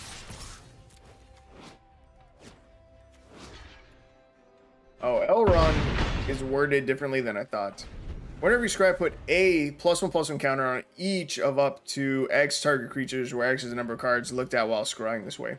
Why not leave a creature on top with Fading Hope below it? Because this is only game number 2 that I've played, and I'm a bit of a clown. There's a lot of new cards, alright? A lot of new abilities that I'm not used to yet. And we Fading Hope away any blocker they have and super kill them. Easy day. But you're right. That would definitely be the more optimal play. Simic Scrying. It's crazy. Oh yeah, let me take a quick peek at our deck. I still think we're a little bit too heavy in the 3-drop slot, and that we don't have enough scrying cards. I might cut back on another land. But our 3 and 4-drop slot is just really heavy. I think I cut back on one of the chance met elves. It was like it seemed really good at first, but the fact that it triggers only once each turn does kind of suck. I get another Elven Farsight. Try 3, then you may reveal the top card of your library. If it's a creature card, draw a card. I kind of want to run the one with stun counters. Can we somehow fit Zhalfir and Void in the deck? Maybe. The hell is that? Oh, God damn you. Oh! Scrying in the lands? That's not a bad idea. I didn't even think about that. Doesn't every color have scry lands? Yes, but they're normally rares, right? Crash. We definitely could.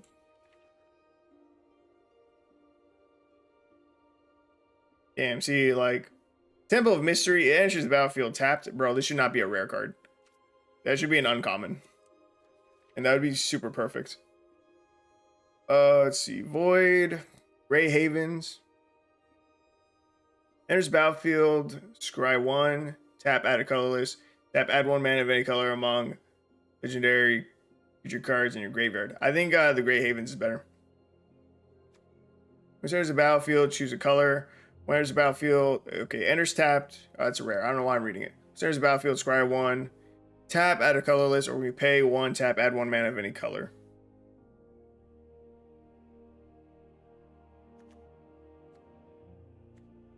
I think the Grey Havens just needs to be in the deck. If I make that a 2 of, it's a legendary land? I don't think so.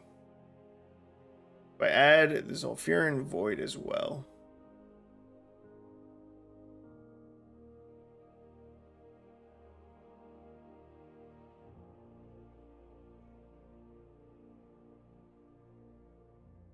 I think I'm just going to add 1 copy of the Grey Havens.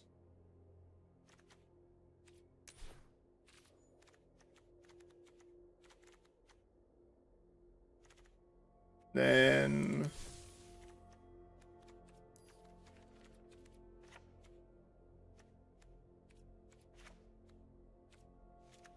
right, there's a card with stun counters on it that I want to run. This one? Yeah, I want to run 1 freeze in place. Tap target creature an opponent controls and put 3 stun counters on it, scry 2. I want to try this card out. Just a 1 of, but I want to try it. I think I want to try that out rather than running another Elven Farsight. Okay, we should still have, what, 22 lands? 23? Alright, let's give this a shot.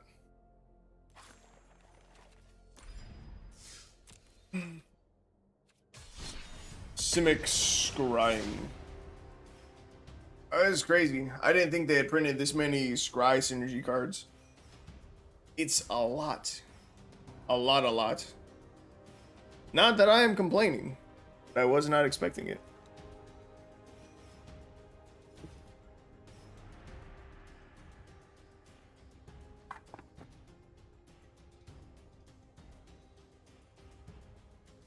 Cookie. Wait.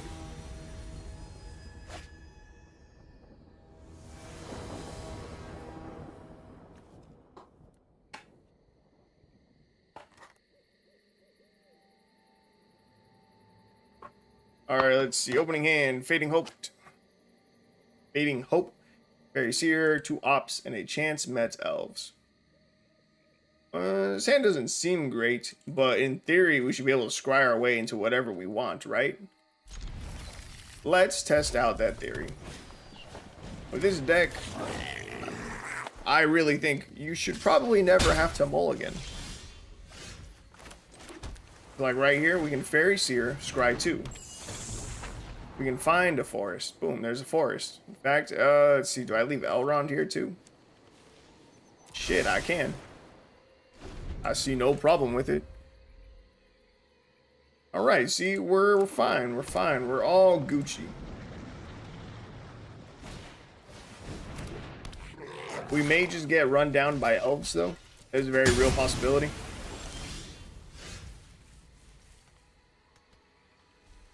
We may not survive long enough for most of this to matter.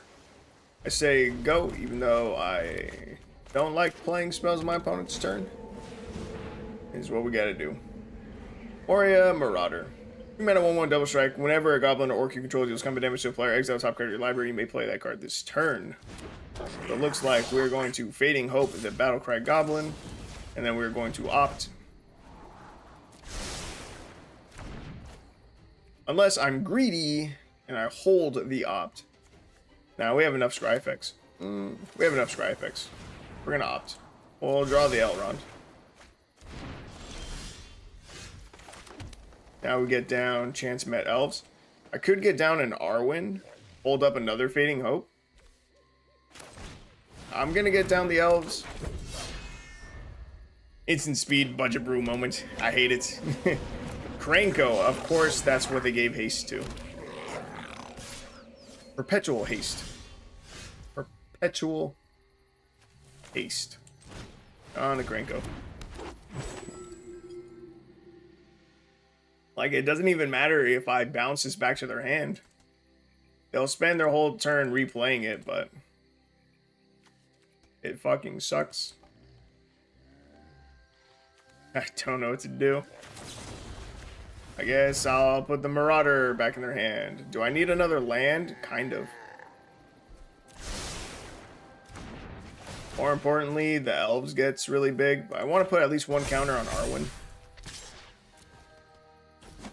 Oh. I don't think we're going to win. Our best shot at winning would have been getting the Watcher out, or finding Freeze in place to tap down the Kranko and keep him tapped down. That would have been sick. But because we didn't find our 2-drop early, there's just no shot. No shot. There's still a chance that I find the Freeze in place. Come on, opt. Find me Freeze in place. Easy day. It's not it. Find me Freeze in place. It's not it. Yeah, we can make really big creatures, but that's game. It's not a game we were supposed to win, but it still feels bad. We were on the draw against mono red elves. Or not elves. That would be cool. I would be fine losing to that. Mono red goblins.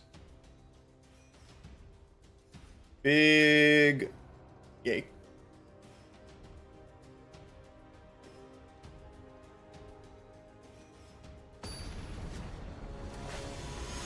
All right, let's hope game number 2 goes better. That was our first loss so far.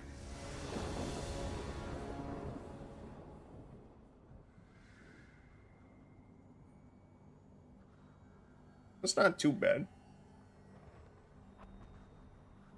All right, let's see. Fairy Seer into Watcher into Elrond. Seems good. No green mana, but like I said, we should always be able to scry our way into it.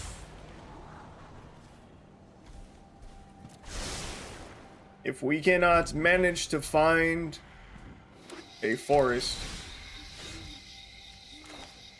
I'd be very surprised. Alright, Watcher goes down. We swing 1 with the Fairy Seer. Grey Havens taps for nothing right now, but it will give us a scry. We get that in, we get the scry. Boom. Forest is on top. Watcher is unblockable now. Get an Elrond down. Still know a Forest is on top. We can connect for 4. Sick. Hell yeah, synergy. Talking about. Double Elrond kind of sucks. He doesn't do much.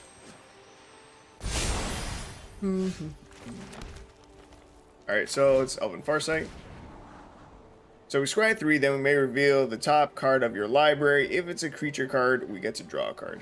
I can grab the Freeze in place, but his stuff has hexproof. I think he's Bogles. So, do I need a 4th land? Not really, right? So this and this can go to the graveyard. We leave Elrond on top. We then draw the Elrond. I can play another Elrond, but that doesn't seem beneficial. So we just swing out. I feel like our opponent is Bogles. I just don't know why they'd be running black.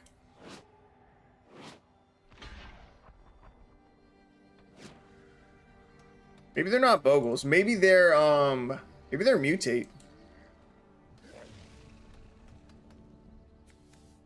With the black, Mutate makes a lot more sense. I see Paradise Druid get ran and mutate all the time. That's because it's fucking good. Being able to mutate on things that can't be killed, pretty solid. I'll leave this on top. I didn't bother reading it, but I'll leave it on top. Let's see if they mutate here.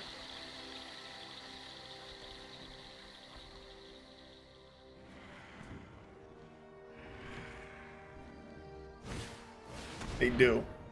I was right. Mutate.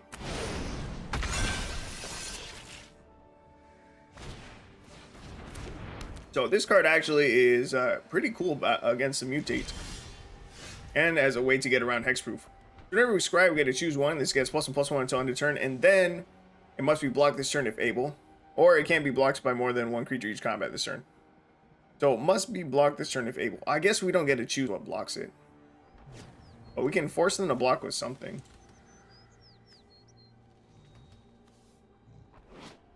I go with Elrond.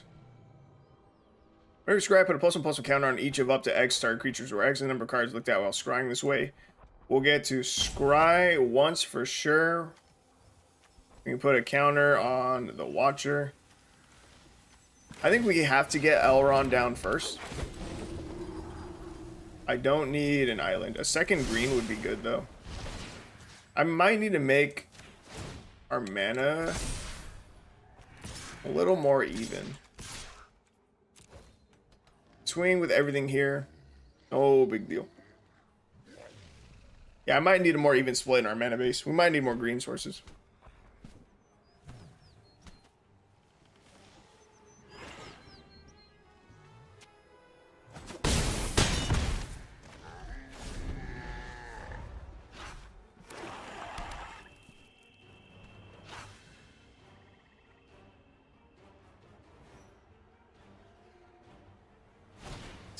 Argatory Greathorn. That's okay. Opponent's gonna drain us for some life. Oh, I didn't even think about our opponent's life total. They're down to 4. Our Watcher, I think, just kills them, right? If we scry once, it goes up to 4. When we put a counter on it, 5. They can't block flying. Arwen would be an additional counter. We had a second green. Oh god, it's a lot of stuff. Don't really need either of those. Fine, this should just be game. Yeah. And put a counter on everything. That goes up. Wing, and this game. Alright, we got there. Yeah, I think we definitely need more green sources in the deck. We'll try and make this a more even split.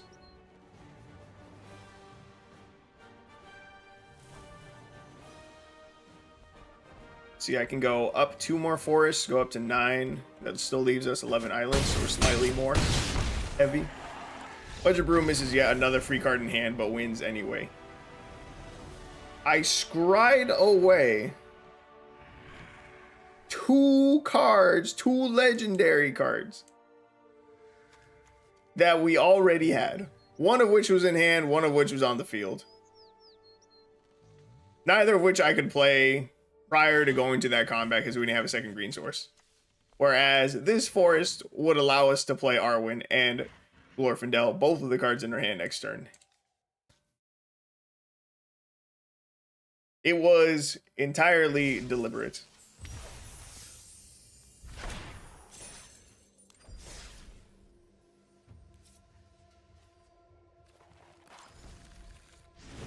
Yeah, let's get some more forest up in here.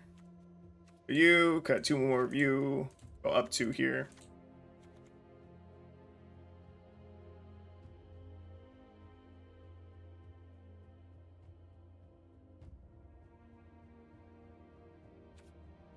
How many lands do we have? 23. 23 is fine. They were free cards though. You draw the forest just as fast if you put 1 creature on top. What are you trying to do, Rooker? What are you doing? Are you trying to make optimal plays out here or something? Trying to make me a better player? You trying to try hard, bro? Is that what you're doing? Trying to be a little tryhard? You trying to win every single game? that what you're out here trying to do, Rooker? I don't like that kind of mentality, all right? I don't like the kind of person that Magic is turning you into. I think you need to take a break. No, you're absolutely right, though. I should be drawing the free card. Because you're right. It doesn't draw me any closer to getting that land unless I had some other draw effects going on. Yeah. No, you're right. I should have taken, like, the second Arwen. Because Arwen is just fucking nuts. She's so good. Okay, this is a lot of potential scry effects. I mean, I guess we take it. Having this out on turn 2, it just seems really good. We should be running Thornwood Falls. I knew there was a better tap land than Woodland Stream. We should have Thornwood Falls so we can gain the life. We'll pass. We'll hold up the opt for their end step, but more than likely, probably Fading Hope something. Ooh, no we don't. Alright, we opt. 3-drop creature, I will take it. My apologies, Master. Optimization is overrated. I will repent. Good, good, good. Alright. We have double forest. That's good. Good to see. We just bumped up the number. But yeah, Thornwood Falls. We need to swap that into the deck. Fierce Empath. Oh my. What are you revealing?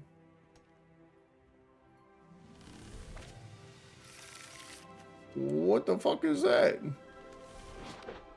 Stormkeld Curator. Giant Secrets. X and double blue. Conjure X random cards from Giant Secrets spellbook into your hand.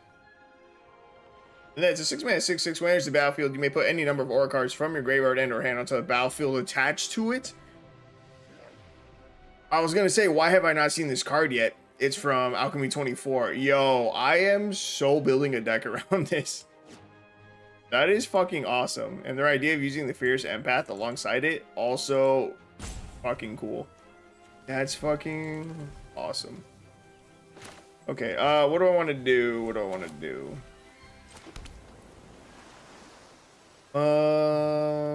This does not allow me to scry, which kind of sucks.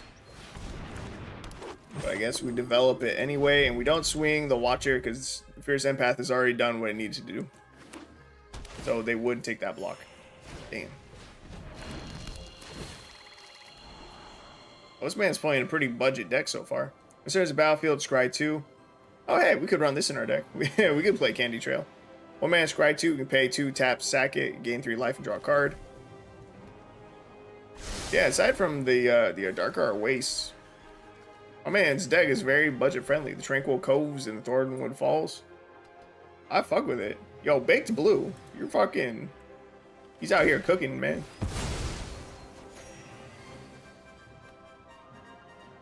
Yeah, we're stealing this deck idea too. What is this guy? Stormkeld Curator.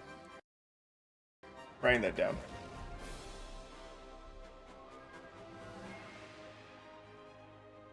Okay, so I think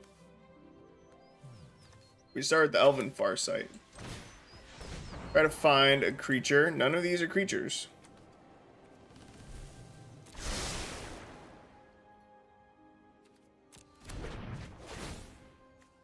Let's see.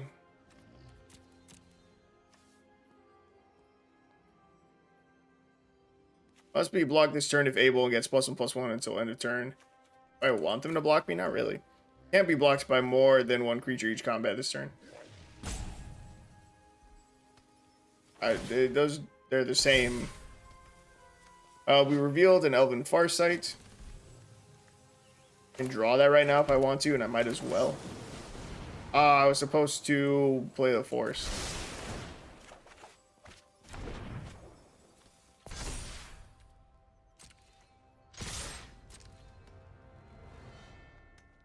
I was supposed to play the second Forest, not the third island, so I could Elven Farsight again. But it is what it is. It's too late. Damn.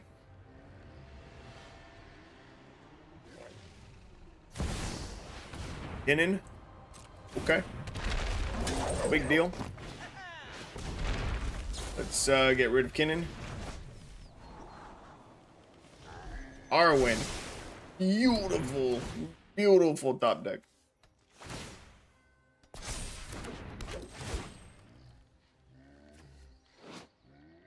Alright, so we're going to cast Arwen. Then we're going to Elven Farsight. Nyx Bloom Ancient. That's a big scary card that they're able to play next turn. How horrifying. Elven Farsight, I need something good.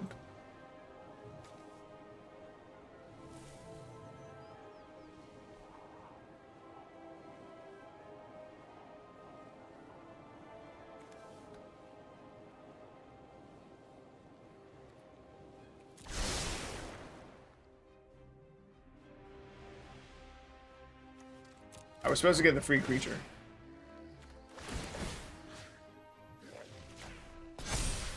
God damn it. What is wrong with me?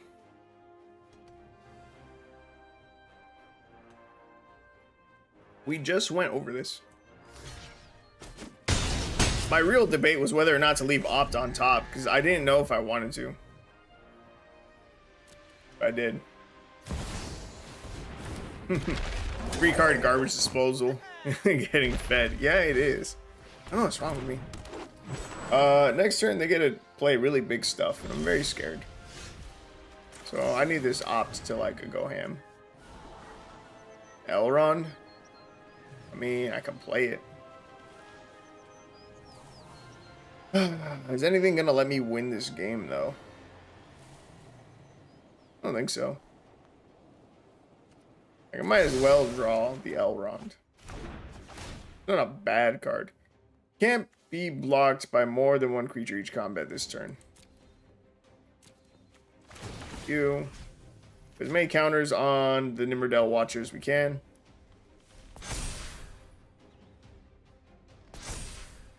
Bro, why is this guy still at 20 life? How much life has he been gaining? I thought he only gained 3. 3, 4, 5, 6. Berry Seer. I will take that.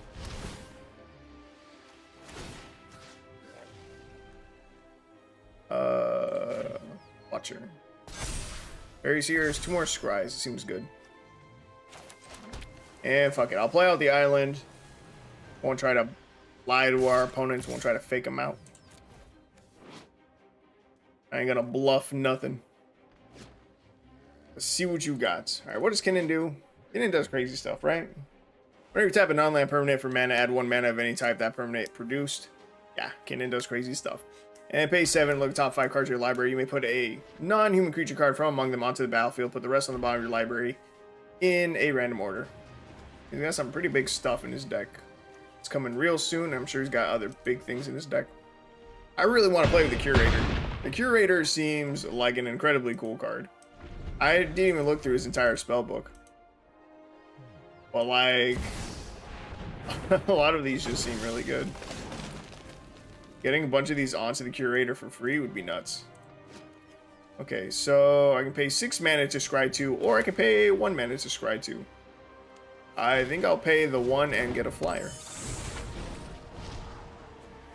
Another Watcher? Another Watcher isn't a good top deck. We don't have another way to scry. So we bottom it. Let's see, we'll go with... Can't be blocked by more than 1 creature? Sure. Don't think it matters. Forest, we bottom that too. Let's see. Watcher is getting pretty big. Yo, is this lethal? What's the biggest thing he can block? The 5/4? Because it has to be blocked. Oh, yo! Glorfindel is actually sick that way. Oh my god, he's down to 1. I didn't think that the Glorfindel is a very good card. I didn't. But if they only have 1 blocker, we force them to block this. So if we had another bigger creature, they can't choose to block that. That makes Glorfindel like a lot better in my head. And he scoops. And he scoops. We got there. Bro, I was really worried. Hell yeah. I mean, I wasn't worried. Not for a second. Never doubted us for a second. All right, what did you say, Rooker? You said, I want to play a 7 Dwarfs meme card. I think it's called Mind Overseer or something. I like that. It's a Boros Alchemy card and very janky. Are you talking about the one that puts 7 copies of the 7 Dwarves on top of your library? And like whenever you play one, you draw into the next card? Because I saw that too, and I definitely want... Oh, god damn it. We still have the Woodland Streams in our deck. That card is definitely very janky, and I also definitely want to play it. Because it does seem pretty damn funny.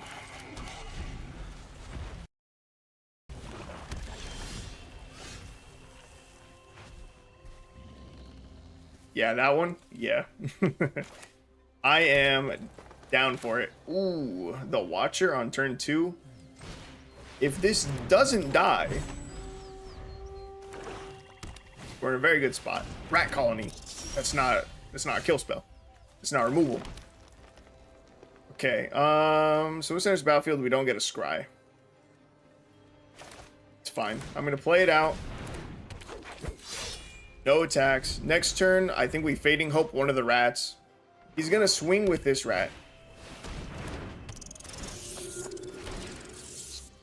He's gonna swing this rat colony at us. He did not swing that rat colony at us. I really thought he would. So let's see. If I bounce this is still a 3-1. It's still big enough to kill our chance met elves. That's kind of not optimal. I think I am greedy. I go for the opt and try to hit another island.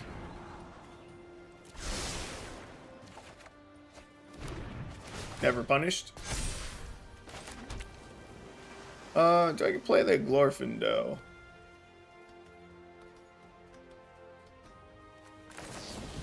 This only triggers once each turn, right? You know what? I hold the Fading Hope. I swing in for the 3. Because this also only triggers once, right? Yeah. We hold the Fading Hope. I'm thinking it would go hard with something like Herald's Horn to make the dwarves only cost 1. That would be cool. I also really want to go Giga Meme mode with Self-Mill and Rally the Ancestors, but that would be an 8 rare deck. I don't even know what Rally the Ancestors is.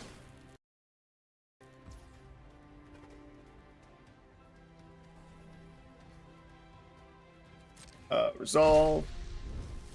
Return each creature card with converted mana cost X or less from your graveyard to the battlefield. Exile those creatures at the beginning of your next upkeep. That is one interesting card. I also am surprised that we have it on Arena. Hey, yo, you got a lot of rats going on, all right? I'm not a big fan of this.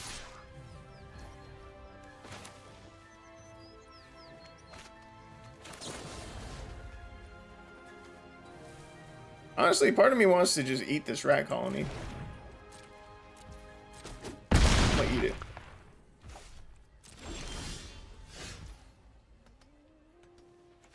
I think we're gonna lose.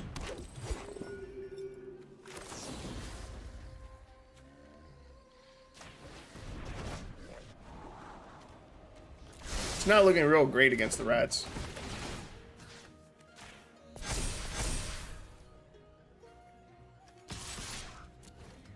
I can force them to block with one of their rats. Rally the Ancestors is a pretty busted card in a sacrifice deck. Reanimate a bunch of blood artists and a way to sack them all. You can drain people out of the game real fast. I believe it. I might need to look into that. I think you've played that deck before, though. I remember it vaguely. I don't think so, dude. I don't recognize that card at all. I can look at the other artworks for it. Explorer Anthology. It's the same artwork. I don't think I've ever seen that card before. I've never seen Rally the Ancestors, I don't think. Alright, we died to rats. Feels good.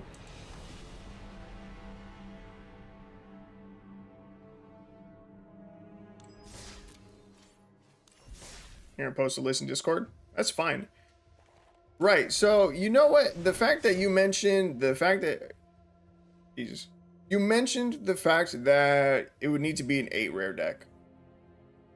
For my schedule, my 6 days of streaming, one of these days I think I can and should allot to breaking the budget.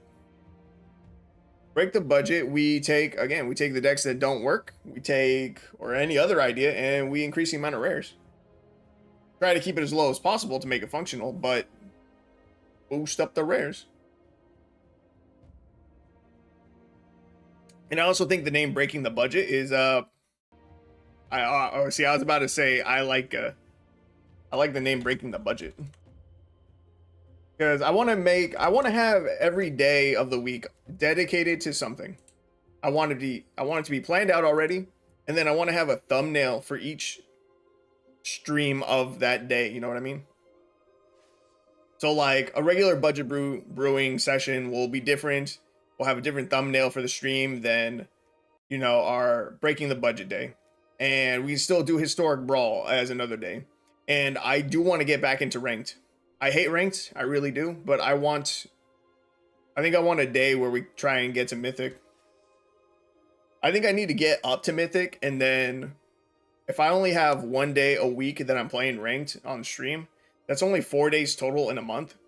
So I think I need to reach mythic, get reset down to platinum, and then I think those 4 days will be enough to continuously hit mythic every single day.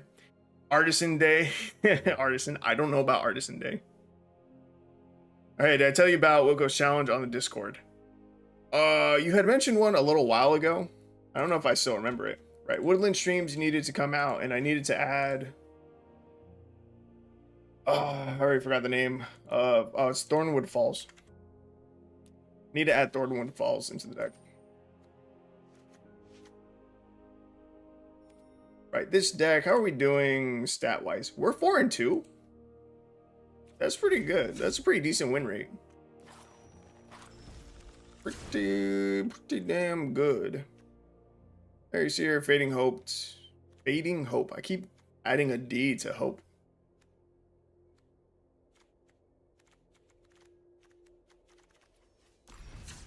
Alright, I think we're good.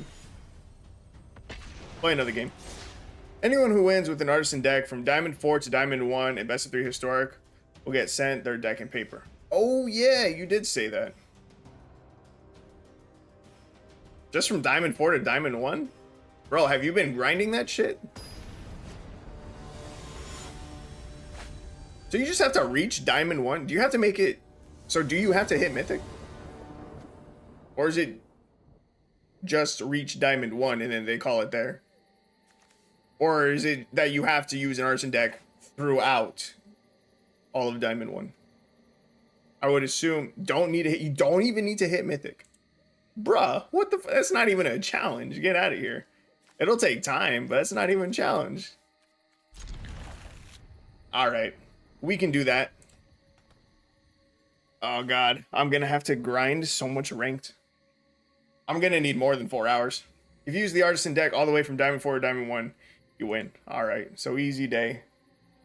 Bro, that's such a cakewalk. Only one person has cashed in. That's funny. You know what? Because it's an Artisan deck, any deck that makes it at most, but best of 3 makes it significantly harder. Yeah, fuck that. Oh wait, do we have to do best of 3? Did you say that? Oh, you said fucking best of 3? Oh no, fuck no, I ain't doing that. Not a chance. Fuck that. Best of 3 required. Bro, you my ass. Hell no. Yeah, that's all you, man. Good luck with that. Essence Symbiote. Whenever a creature you control mutates, put +1/+1 counter on that creature and you gain 2 life. Do they mutate on it? Oh wait, if I bounce their mutate target, the creature just lands on the battlefield, right? You could get 9 Nazgul though, which is a lot of money. 9 Nazgul, you say? 9 Nazgul. Can we do it? In best of 3? Bro, I already don't know how to play best of 3. Playing best of 3 with Artisan, I'd probably blow my brains out. There ain't no way. We have anything that will allow us to scry. We're out of scry effects in our hand. It's kind of whack.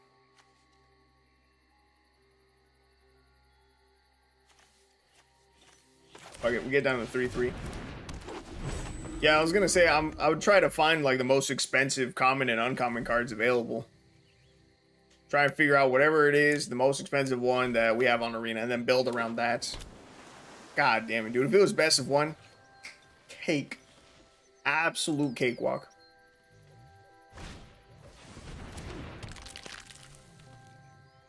Did he say how long he's gonna have that offer available? Because maybe we attempt it anyway. God damn it, best of 3, man. As if ranked isn't cancerous enough. Best of 3. Best of 3. Standing offer for the foreseeable future. Real tempted. I am really tempted to give it a shot. Best of 3 is less cancerous, but harder. Yeah, I would rather take the cancer. I'd rather go against a bunch of fucking mono red aggro decks. Because it'd be faster. And, you know, if we found a cheesy deck to run, then I could just run that. And then worry less about, you know, getting sideboarded against. We could be the cancer. That's what I'm saying. We could have been the cancer. Way less combo decks in life gain. Those decks can get sideboarded against easily. Yeah, I'm not good at sideboarding either. That's going to be the biggest challenge. I don't know how to sideboard for shit. I never do it. Ooh, Fading Hope. I can... let's see. Must be blocked this turn if able. That sounds awesome. And Galadriel, make you a 4/4. Reveal. Sick. Bounce the Heron. Get out of here. Let's see.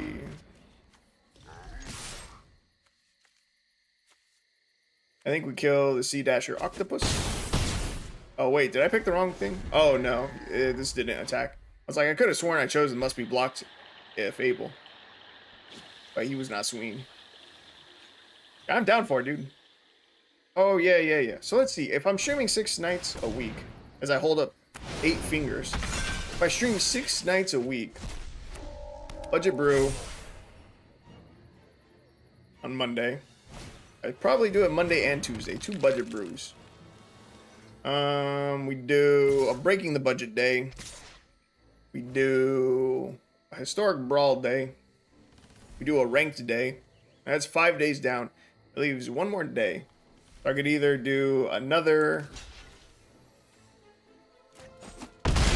regular budget day, or maybe there's something else. Am I missing something? Something else that I would even want to do.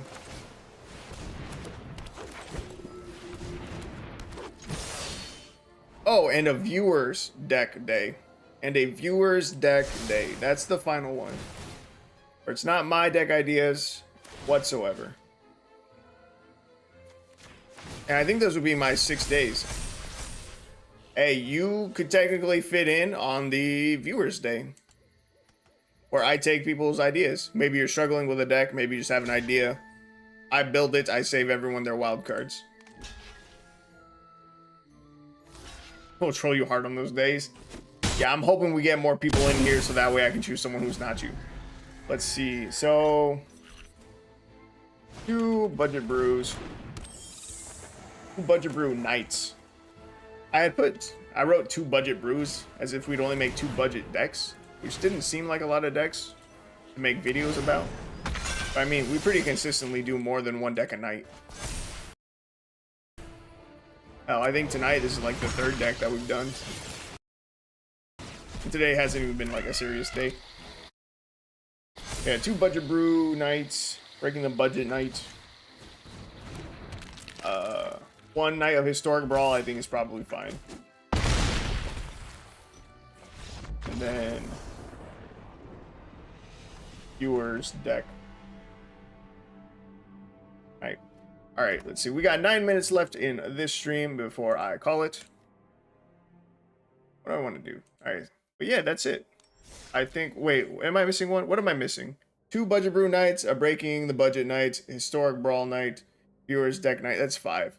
Did I say 3 Budget Brew nights? Or am I missing one? Oh, Ranked Knight. That's what the other one is. Ranked Knight. Ooh. Cool, cool, cool. You could also have Try Hard Day, practice with top tier decks to improve as a player, and get value out of events to make in-game currency to fund the decks. Nah. Try Hard Night is already going to be ranked, and I hate being sweaty and I hate being try hard. If I wanted to be, yeah, nah, that wouldn't be enjoyable to me. If I wanted to try hard more, I wouldn't play budget decks. I play Magic to have fun. While it would make me a better player, what do I need to become a better player for? Playing events, like actual events, like tournaments and stuff. That'll never be me. Doesn't interest me. Nor does the cost to play in those with competitive decks.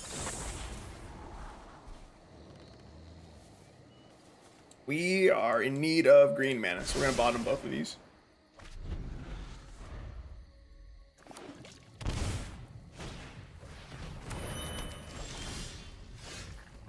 Let us opt to try and find the forest still. Feels bad to bottom you, but we really need a forest. God damn it. Okay, 3 islands. I mean, we still have stuff we can play, but I would like to find some green mana. I'm gonna play Up the Beanstalk. A little concerning. Oh, hell.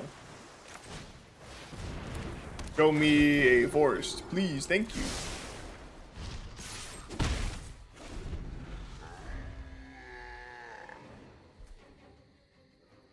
Yeah. I also think that if I were to try the top tier decks thing, bro, I'd run out of wild cards. I would run out of rare ones really fast. While I have a decent amount, I think I only have like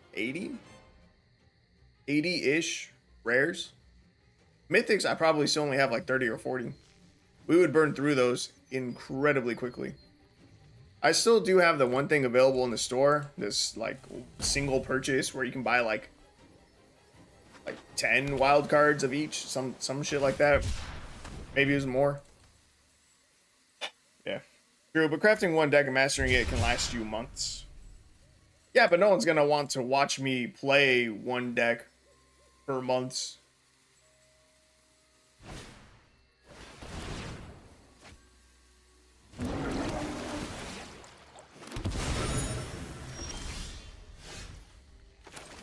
Let's see. 4 mana.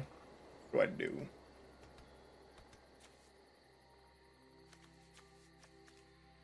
I think I set up her. We get a scry 1. I will take the forest still. Oh yeah, it's straight onto the battlefield. Hell yeah. I was totally paying attention to Galadriel's ability. 100%. Left that forest on top intentionally.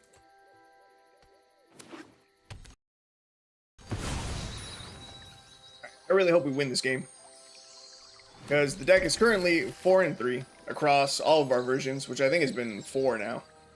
It's been 5 versions of this deck over 7 games. Yeah, it's kind of crazy. The last version was just us, swapping out the correct lands. But I really want to win this so we can end 1 on a win and then end 5-3, which is a much better sounding win rate. Okay, Hamlet Glutton. 7 mana 6/6 giant with bargain. Costs 2 less to cast if it's bargain. Has trample. When enters the battlefield, you gain 3 life. Interesting. Okay, so I think I want to dump our hand. And then just Elven Farsight. I'm watching to make sure that the auto tapper doesn't fuck us. Gain a life. Ooh. Watcher. Opt. I'll leave that on top. That's fine. Choose a creature to be my ring bearer. I guess the flying one right now. Fine. We get to scry 3. You can get rid of these lands. Leave that opt on top. Oh, I guess I should have left a land on top to reveal with Galadriel. Man, this deck's hard. Do I need to scry 3 right now? I don't think so. What's the wording on this? Whatever. I'm just gonna swing. Geez, I'm gonna swing one in the air, I guess. Yeah, it's just tough. Rally the Ancestors list posted. Bet money. Let's see. Today's Thursday. We still have 2 more days. I'm not gonna try to put the schedule of all those different days into effect until at least next week.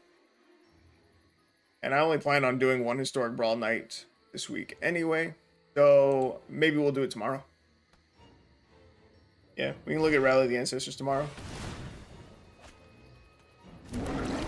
And then I think Saturday we'll do historic brawl.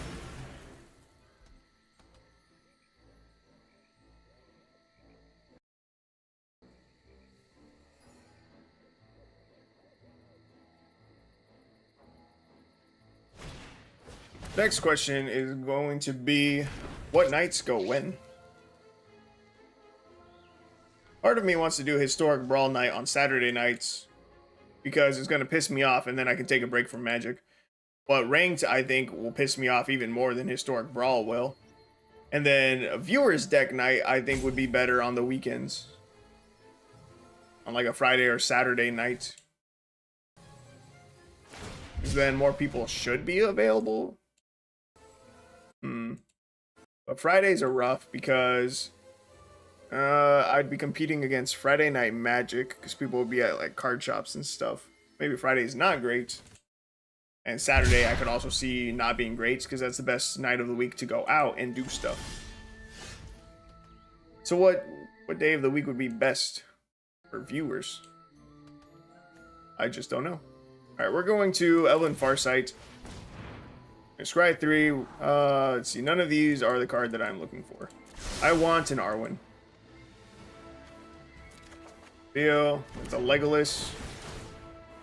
It's not what I was looking for.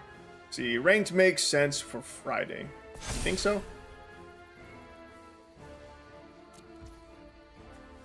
I think I need to move Historic Brawl. I think that can't be on the weekend. If your deck day will be a cool-off chance where you don't need to come prepared. Yeah, that's what I'm thinking. I think you might be right. Watcher, you're a little bit late. Yeah, I think you might be right. Ranked on Friday, and then Saturday, viewer day, I can just chill, relax, play goofy shit if I want. Metallic Rebuke, really. I'm just gonna swing out. Because Ranked Enjoyers and Friday Night Magic Goers are probably mutually exclusive. You think so?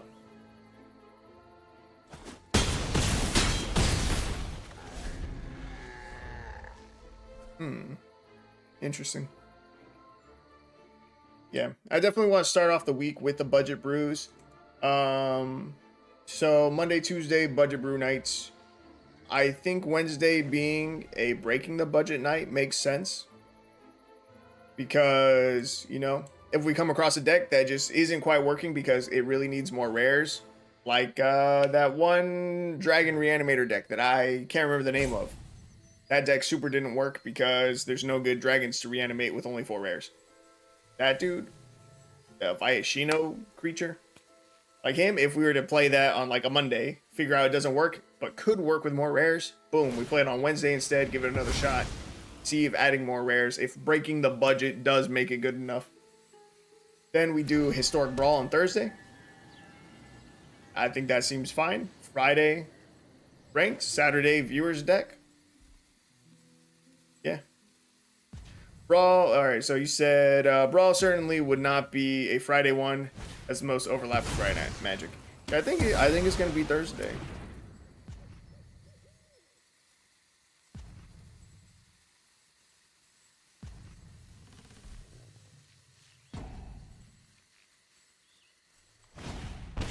Yeah, I think that's it. I think it's gonna be the schedule starting next week. Monday, Tuesday, budget brews, then breaking the budget, then historic brawl, then ranked, then viewers deck. I am down for it. Yo, how did we end up with a forest on top of our deck? Are we supposed to be scrying a bunch? Also, where did our board go? I know I swung out, but I was not expecting to have this little board left. I'm excited for the new schedule. So am I. I'm very excited to have a consistent schedule. It'd be cool. And it's going to bring a lot more variety to my content. Going to keep making the Giga brews to make sure Saturdays tank your win rates. Bro, that's fine. That's a-okay. I think that's something that's going to be interesting and cool about playing ranked as well. Like we have pointed out a few times, Arena definitely thinks I'm a dog shit player who has played 612 games and only has a 51% win rate, who is only positive by 8. It thinks we're trash. So by playing ranked, we can prove that we're not trash. And, you know, once we reach like platinum or diamond or something, if we have a deck that we think is popping off in casuals, we can test it to see if it's actually good by playing it in ranked. And then we'll see that it sucks. And then we'll pretend that we didn't see that it sucks. And we'll go back to casuals.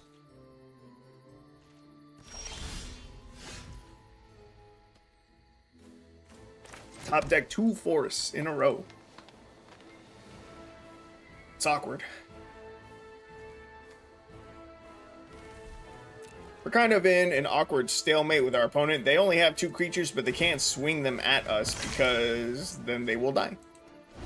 After you reach Diamond 4, we're going to go for the paper deck? Maybe. Maybe. As long as you're there to remind me, we can try. Let's see, today's the 13th. I could start pushing for Mythic already. I want to do the challenge, but haven't had a ton of time. Oh, you know what? Do you know what deck completed the challenge already? You said you know that one did. What was that dude's deck list? Because honestly, maybe we take a little inspiration from it. Gonna go for it sometime when I have a break. Understandable. Mono Black Devotion. Really? Really? Really?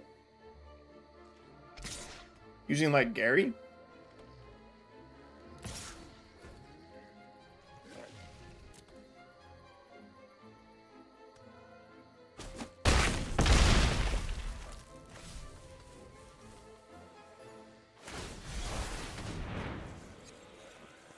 I don't need Lord Elrond. Oh, and you will not be able to redeem the deck list if someone else has already won with that deck. Good to know. Let's see. Whenever you scry, if it's tapped, I may untap it. Do it. Okay, so I swing first with Legolas. Then we put 3 stun counters on the trample dude. Blow the force to the bottom. Mono Black Devotion is out. How strict do you think he is on that? What if I run a Mono Black Devotion, but the deck list is not exactly the same? You think he'd give it to me if I swapped out 1 card? Probably not. What if I swapped out like 3 of the cards? What if my sideboard is completely different? I got to Diamond 2 with Azorius Artifacts, Flyer Tempo, but then school started and stopped playing. That sounds fun. And our opponent is so low, but I don't think we can close out this game. We're going to end on a loss. And I didn't realize that we are already 5 minutes over. That means it's my bedtime. And by my bedtime, I mean it's time for me to lay in bed and then watch videos on my phone for at least another hour. Probably hour and a half before actually going to sleep. Oh, blocks. Damn, we were close. Got him down to 4. And we just concede. Bummer. I think the deck went even. I'm not that surprised. It feels... The deck feels okay. But only okay. We're missing something. I'm not sure what it is.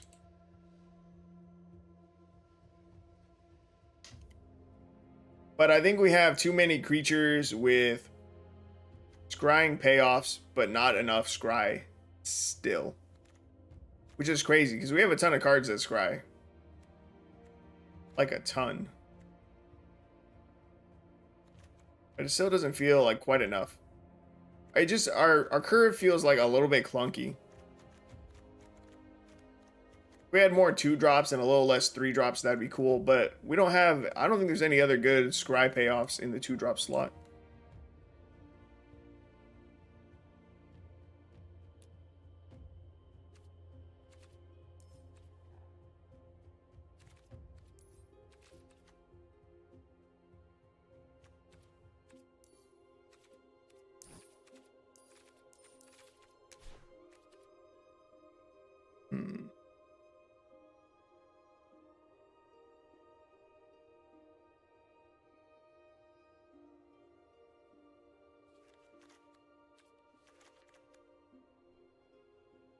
We could run Moon Circuit Hacker.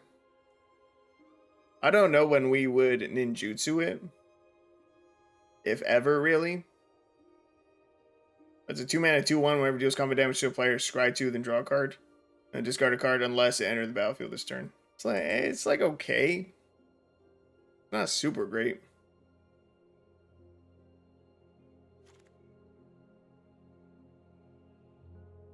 Gadwick's first duel. Create a cursed roll. Token attached. No.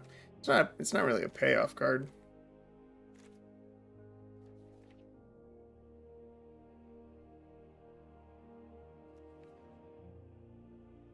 Yeah, I don't know. This deck would definitely need some more work still.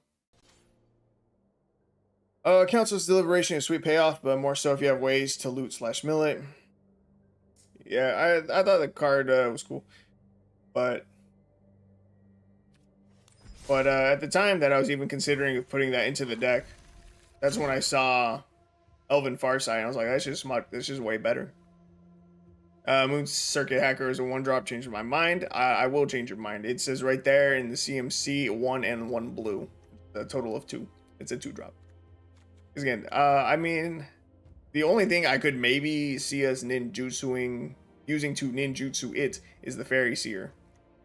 Because there's no way I would get rid of our Nimrodel Watcher just to get in the Hacker. And then Arwen's like pretty much never swinging. Yeah. I don't know. There's definitely a better way to build that deck. I just can't think of it right now. And I am okay with that. Alright, and you said... So your deck needs to be different enough to be considered a new deck. Eventually, Wilco said he'd refresh the ban list and let decks that have already won win again. Okay.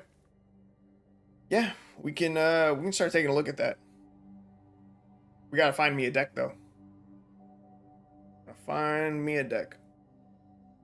You know, I was gonna say, you know, Is It Wizards isn't far off. Hell, most of my decks are not far off. But a lot of them only work because of their rares. Is It Wizards works because Red Horde Arcanus is nuts. Greater Hoof Elves. Yeah, it only works because of the rares. Glorious Mites? Actually, what's the rare in here? Didn't it just the board wipe? No, this works. This doesn't require Skrelv's Hive to work. It just functions a lot better with it. Tetsuko would be crazy. Blast Burn, Is It Wizards, and Azorius Artifacts aggro seem in your wheelhouse and felt good enough to win. It's actually doing great with mono white Blink Devotion. Nearly.